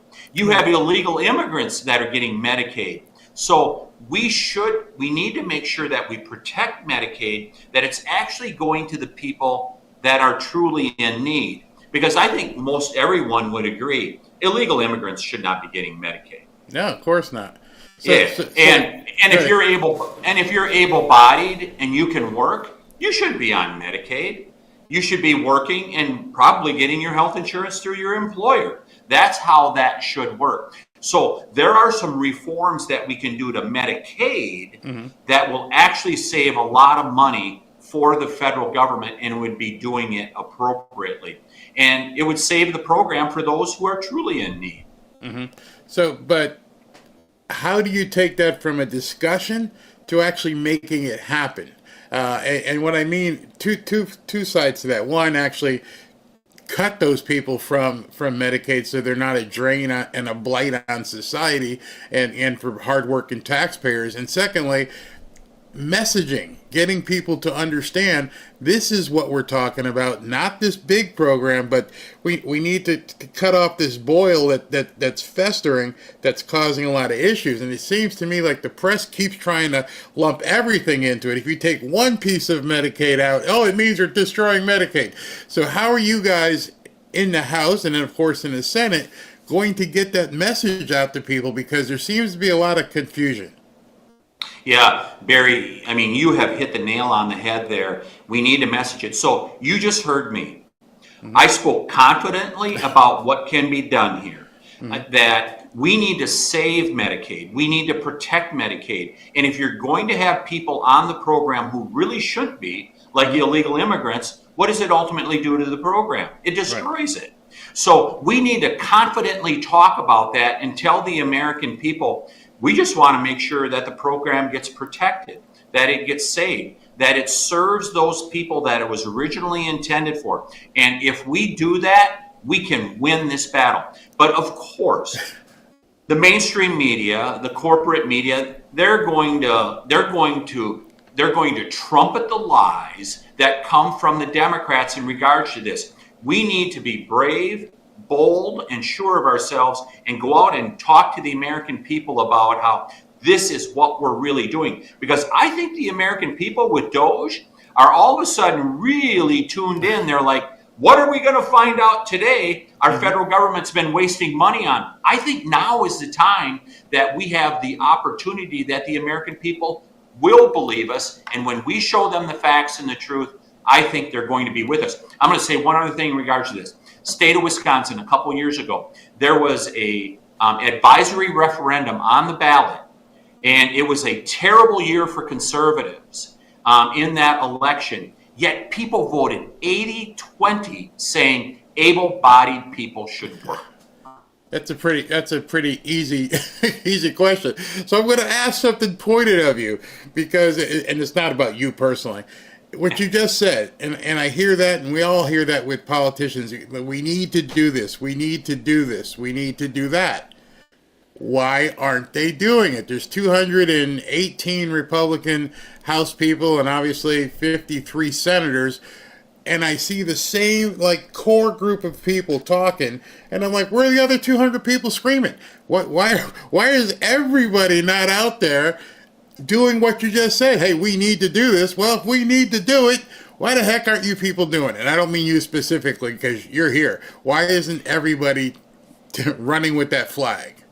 So first of all, there is some nuance to the issue, right, Barry? And you really need to delve into the details and then pull back from understanding the details of like the Medicaid program and then being able to message it to the public in, in a coherent fashion that they can understand.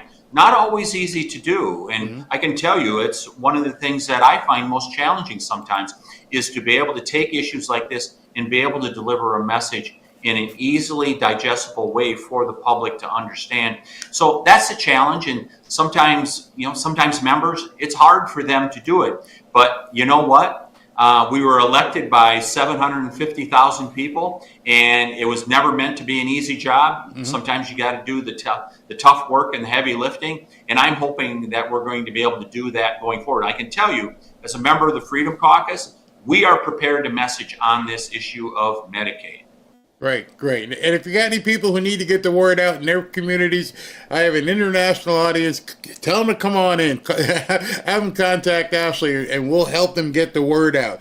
All right, so next thing, as we're talking, I'm looking over, and the Doge hearing, I guess, is on lunch, which might be okay, because I just heard Jasmine Crockett and some of the other fire throwers trying to diminish Doge. Why is it becoming such a problem for Democrats in terms of people you talk to on a daily basis to understand we're not talking about the right thing?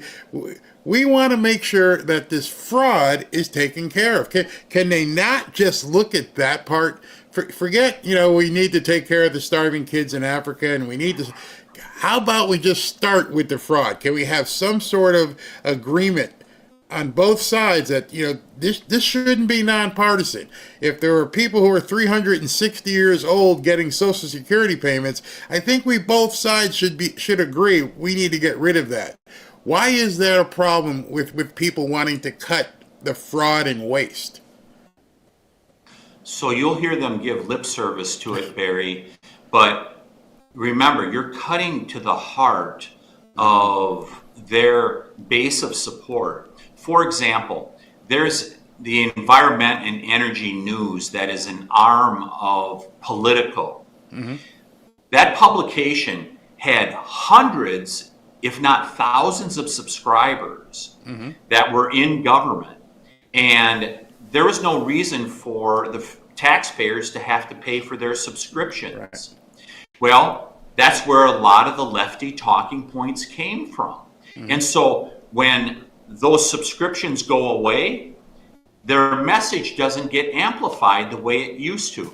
Exactly. President Trump is cutting to the heart of the messaging machine of the left, including overseas, by pulling this money back that taxpayers should have never been funding these organizations with. He has cut it to the heart of the messaging machine, and they don't like it. They may not like it, but I think as forceful as they are in terms of trying to obfuscate and tell people it's about the poor kids in Africa, I think the forcefulness needs to be met with people saying, let's not talk about the poor kids in Africa and their food.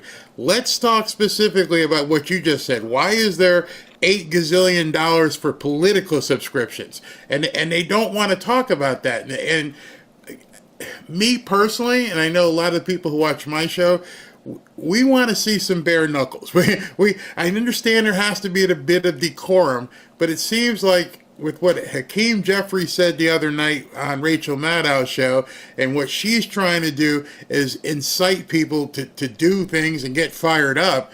We're already fired up. You've got millions of people who are Trump supporters who want to get in the fight, and it just seems like their leaders want to lie and say anything to get people riled up. You already got us. So tell us what we can do to help you guys get in that fight and expose them. Oh, you guys continue to contact us, Congress critters, and you let us know what you're thinking. Don't stop. Don't stop. You know, November 5th, everybody did a great job getting out to vote for President Trump, but you need to continue to deliver this message. And as you see, I mean, you see the latest waste, fraud, and abuse or whatever. I mean, so we're getting all these, they're almost like robocalls that are coming into the office expressing despair in regards to Elon Musk and Doge and all the rest. And you can just tell many of them, they're just automated replies.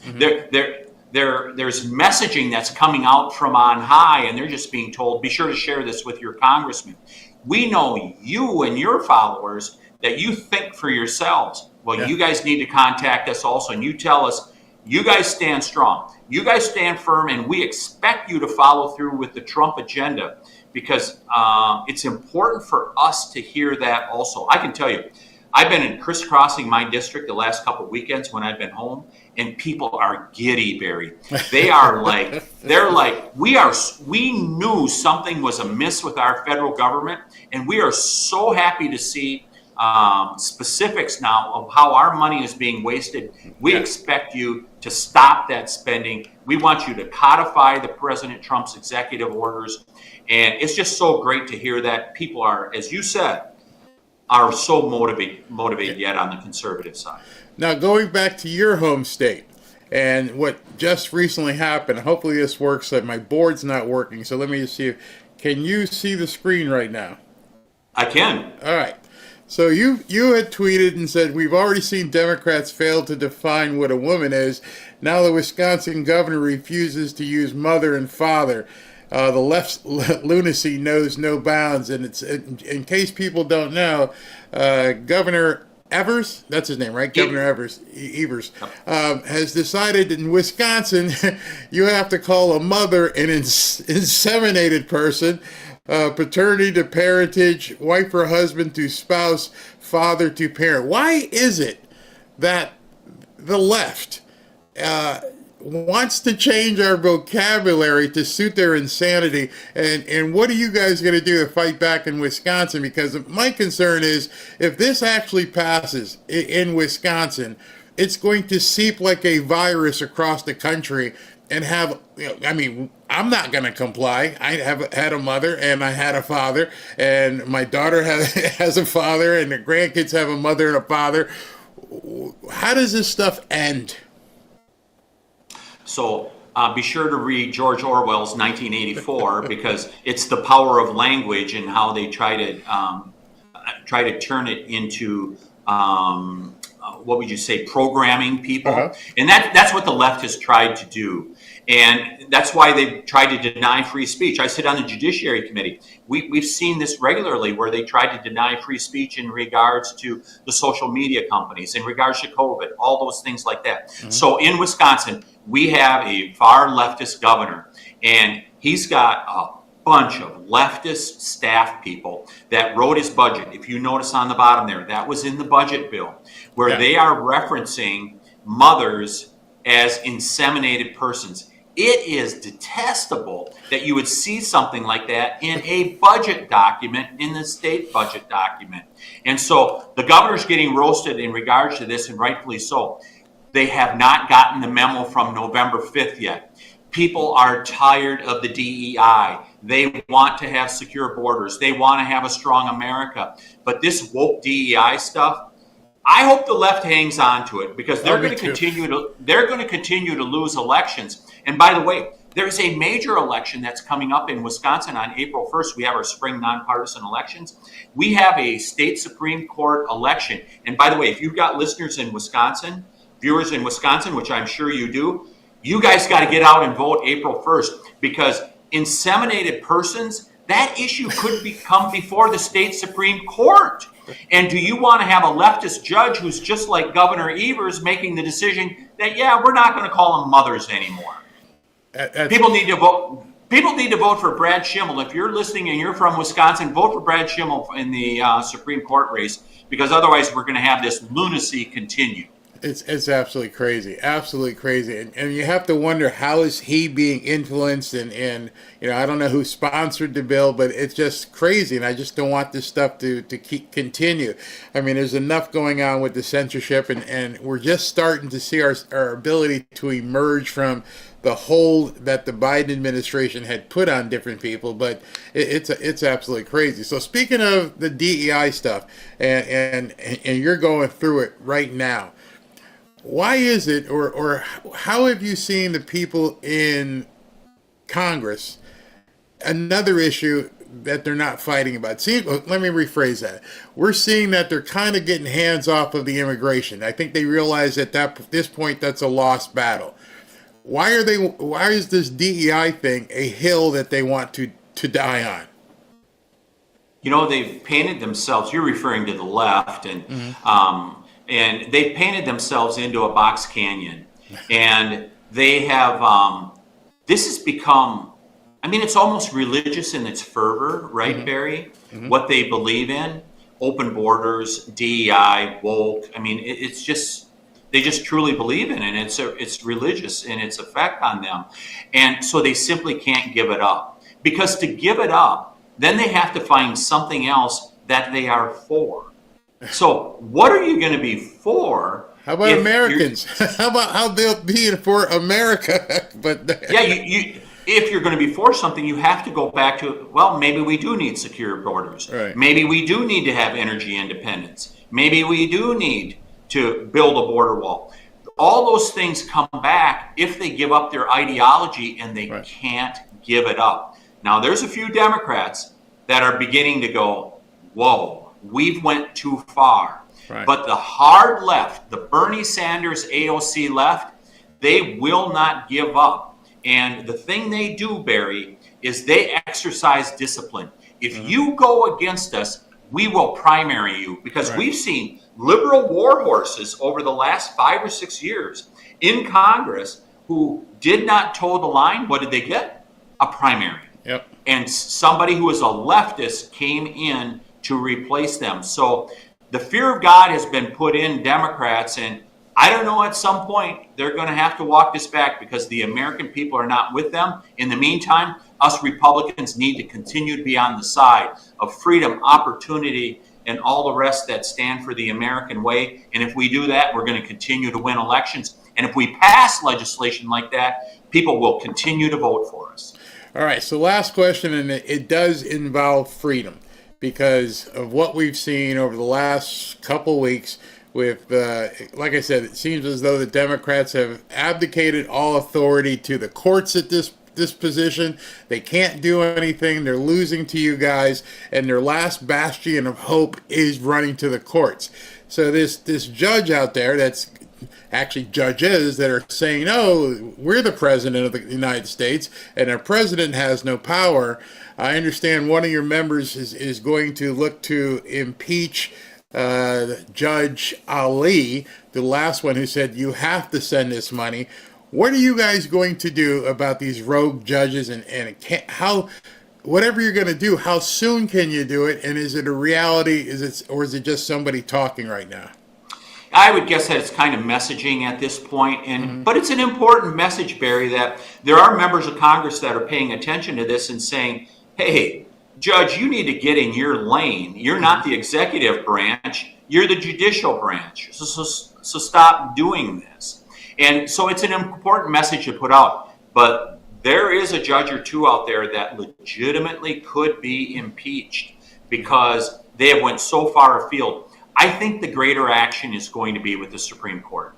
Yeah. The Trump administration, I believe, is deliberately teeing up some of these cases to be able to get them to the United States Supreme Court, so that we get everyone back in their lane. Judicial branch do judging, the executive branch do the administrative stuff, and Congress do the legislating. And the sooner we get back to that, the better. I have to believe Chief Justice Roberts and the Supreme Court are watching with great interest. Now, are you a lawyer? I mean, I know a lot of people from Congress are from the law field. I didn't know if you were a lawyer. I deny that accusation, Barry. I am not an attorney. Good. Actually, that's good. So here's my question, because you can answer it without any fear of the Bar Association. Right now, what happened in yesterday's hearing was this judge got ticked off because he found out that President Trump or the administration wasn't following the order, and it seems like he's close to trying to issue a contempt order. Well, I know as a sitting congressman, you would never advocate for the President of the United States to ignore a judicial order. If, by chance, President Trump said, pound sand, what could potentially happen? I mean, what's their recourse at this point if Trump just drags his feet on stuff? Well, that's really the great harm that's being done by these illegitimate orders by these judges, because it jeopardizes our system of justice. When they are getting outside their lane, that is how you destroy that pillar of the strong justice system. I mean, why has America been so successful? I think there's a variety of reasons, including private property rights, things like that. But it's also that we've had a strong justice system. These judges are jeopardizing the strong justice system that we've had in America as a result of it. I give the Trump team so much credit because they have used great restraint in regards to this. They've said, okay, we're going to accept your judicial order that you put in place, but we're going to challenge it. Right. And I think that's what's important, is that President Trump continue to do it that way, drive it up the food chain and take it to the Supreme Court. And hopefully the Supreme Court will stand for the rule of law. And the only thing in my mind that really needs to change at this point immediately is to stop with these TROs and injunctions. If you're going to sue, then let it play its course. Don't run and have some judge issue a temporary restraining order to enjoin President Trump from doing something nationally, and you're a judge over here or something. I think that's one of the things the Supreme Court really have to look at. Do these smaller judges have the ability to enjoin the President of the United States from doing anything across the country? And I think that's one of the first things that the Supreme Court should take up. So I understand you are a congressman, so I don't want to take up too more of your time. I thank you very much for coming on today, and I'm sorry for the 3 or 4 minute delay while President Trump was speaking. You're welcome anytime. I'd love to have you back as things progress in Congress, especially on the State of the Union. That's good. That's going to be a complete. I can't wait for March 4th. I think that's going to be incredible. So if you want to come on beforehand, before the show starts, I'd love to have you back. And if anybody wants to go ahead and contact Representative Tiffany, you got it on the screen right now. Go to @RepTiffany on X. Thank you very much, Congressman Tiffany, for coming on. Thank you, Barry. Great to join you today. All right, we'll talk to you soon. You bet. All right, everybody, that's Congressman Tiffany. As I've told you, my board isn't working, so I'm having to do everything by hand. So let me go here, and I'll be right back. As you know, President Trump has assembled the Avengers to make America great again. And of course, we're all excited and ready to see them get to work. But with everything we're seeing right now, don't take your eye off the ball. Things could get much worse before they get better. With the possibility of World War III still looming, and with the Democrats doing everything they can to impede Trump, you still need to keep your guard up and your money protected. Oh, and our national debt is still massively increasing. Don't get me wrong, I have high hopes for Trump's America, but I also have a family to look out for. You see, Trump and the Avengers have quite the uphill battle ahead. That's why I'm making sure I'm protected, and I'm recommending that you do the same. One way to be protected is by diversifying your portfolio. That's why on this channel I've been happy to partner with Lear Capital. As you know, I've been involved in real estate for quite some time. And although I dabbled in gold and silver, Kevin and his staff at Lear have helped to educate me even further, especially in regards to silver. Give Lear a call today and they'll show you how easy it is to move some of your savings or your retirement account into gold and silver. Gold and silver have been proven to hold value and protect wealth for the long term. Call Lear today at 800-601-5430 or go to learberry.com to get your free gold and silver wealth protection guides. There's no obligation, just free information. Many of you have seen my interviews with Lear founder Kevin Demerit, and I can tell you this company is solid and likes to educate their customers. Just so you know, Lear has over 27 years of experience, thousands of 5-star reviews, and over $3 billion in trusted transactions, and is the only company with a 24-hour risk-free purchase. You don't pay unless you're 100% satisfied. So call 800-601-5430 or go to learberry.com. And when you call, don't forget to ask how you can get up to $15,000 in bonus gold or silver with a qualifying purchase. So if you'd like to take advantage of this opportunity, please call my friends at Lear Capital at 800-601-5430 and tell them Barry sent you. All right, everybody. Thank you for listening to that interview. Ashley is doing a great job, again, getting these interviews. And we have a big one, a really, really, really, really big one coming up next week on the State of the Union Day. Just to give you a programming note, next Tuesday, March 4th, is the State of the Union. And so the State of the Union, I believe, starts at 8 or 9 o'clock. Well, we're going to have a marathon day. We're going to start real early and just go throughout the entire day right up to the State of the Union. Hopefully having as many interviews back to back as possible, dropping some news.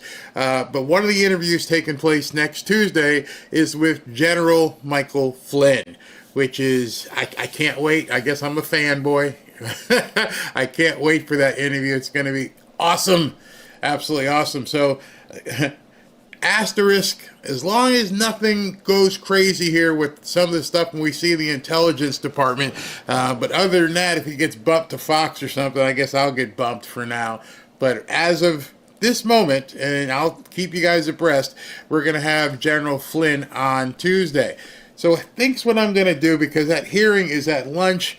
Who knows when they're going to come back. So what I'm what I'm going to do is I'm going to go off. And then what I'll do after that, let me just make sure they're still at lunch. I'll come back on. I'm going to do an evening show. I'm not sure I'll wait till 8 o'clock. I want to see what's left on President Trump's schedule. Checking the schedule, it says he's going to sign executive orders at 3 p.m. So as you know what's been happening, he's been signing the executive orders, and then like an hour later, they actually show it on the video. They don't show them live. So what I'll do is I'll plan to go live at like 3:30, and then we'll go 3:30 until whatever, and we'll give away hoodies. And I won't do it 8 o'clock. I'll do a 3. Let's say 4 o'clock. 4 o'clock. We'll go live. Should have the video by then, and we can see that. And I have a whole bunch of news, obviously, I couldn't get to this morning because we had that and then the long press conference with President Trump.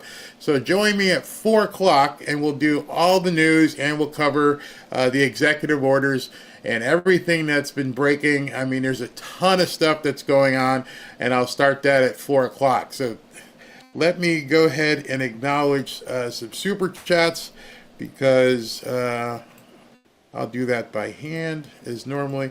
Oh, and some of you guys were asking about needing a new board. I don't think it's a new board. I just think I need to restart, and then I should be copacetic at that point. Everything should be fine. Let me go ahead and get this positioned correctly so I can bring up the super chats. Where is that?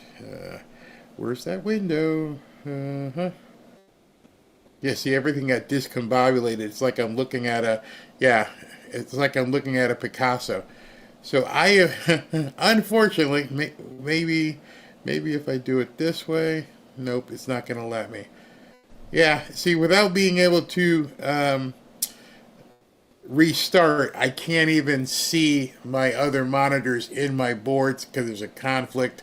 So I can't pull the super chats up. But what I can do is just make sure I read them myself. if there are any in here. Hold on, let me look. Okay. Yeah. Okay. So I'll read them but I can't show them because of the conflict and error that I'm getting. Oh, wait a minute. Wait a second. Yes, I can. Hold on here. Got one window that is working, and it's going to allow me to bring these super chats in. There we go. I think it's going to be this window. This window will indeed work, and you guys can see them all. I love being able to actually show things instead of just, saying it. Great. Here we go. I got it.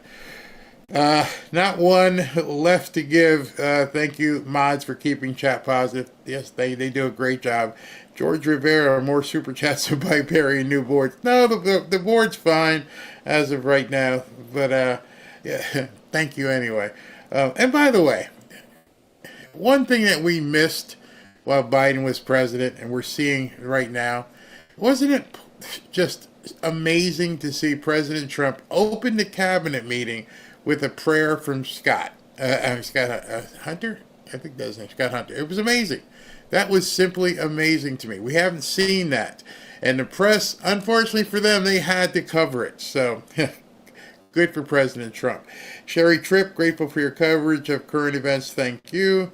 Psalmist, sun rents, mail here. We still get Doge check. Yes. Oh, no. Okay, the Doge check. That's a proposal that's not been put into law. Ken Rocchioli, thank you. Mr. Anderson, we have the very best cabinet that stands with DJT along with you, Barry, your fanfare mods. God bless you. God bless you as well. Let me move this one up. I am Planet Hermit. Shut it down. Watch out what you wish for. I mean, it could go that way. Police, Congress is slower as a legless turtle. Exactly. D, Barry, please, everyone send a message to Thomas Massey to not vote against Trump. Also, everyone send a message to John Thune, letting him know we are watching all of these senators. I completely concur with you. All right, so I am going to jump. Thank you very much to everybody. Thank you guys for tuning in. We're going to go ahead and play the after party, and then we'll shut it down. And I'll see you guys about 4:30. I'll post after I get all the diagnostics done to check out my board. But thanks for tuning in at an early show this morning at 11.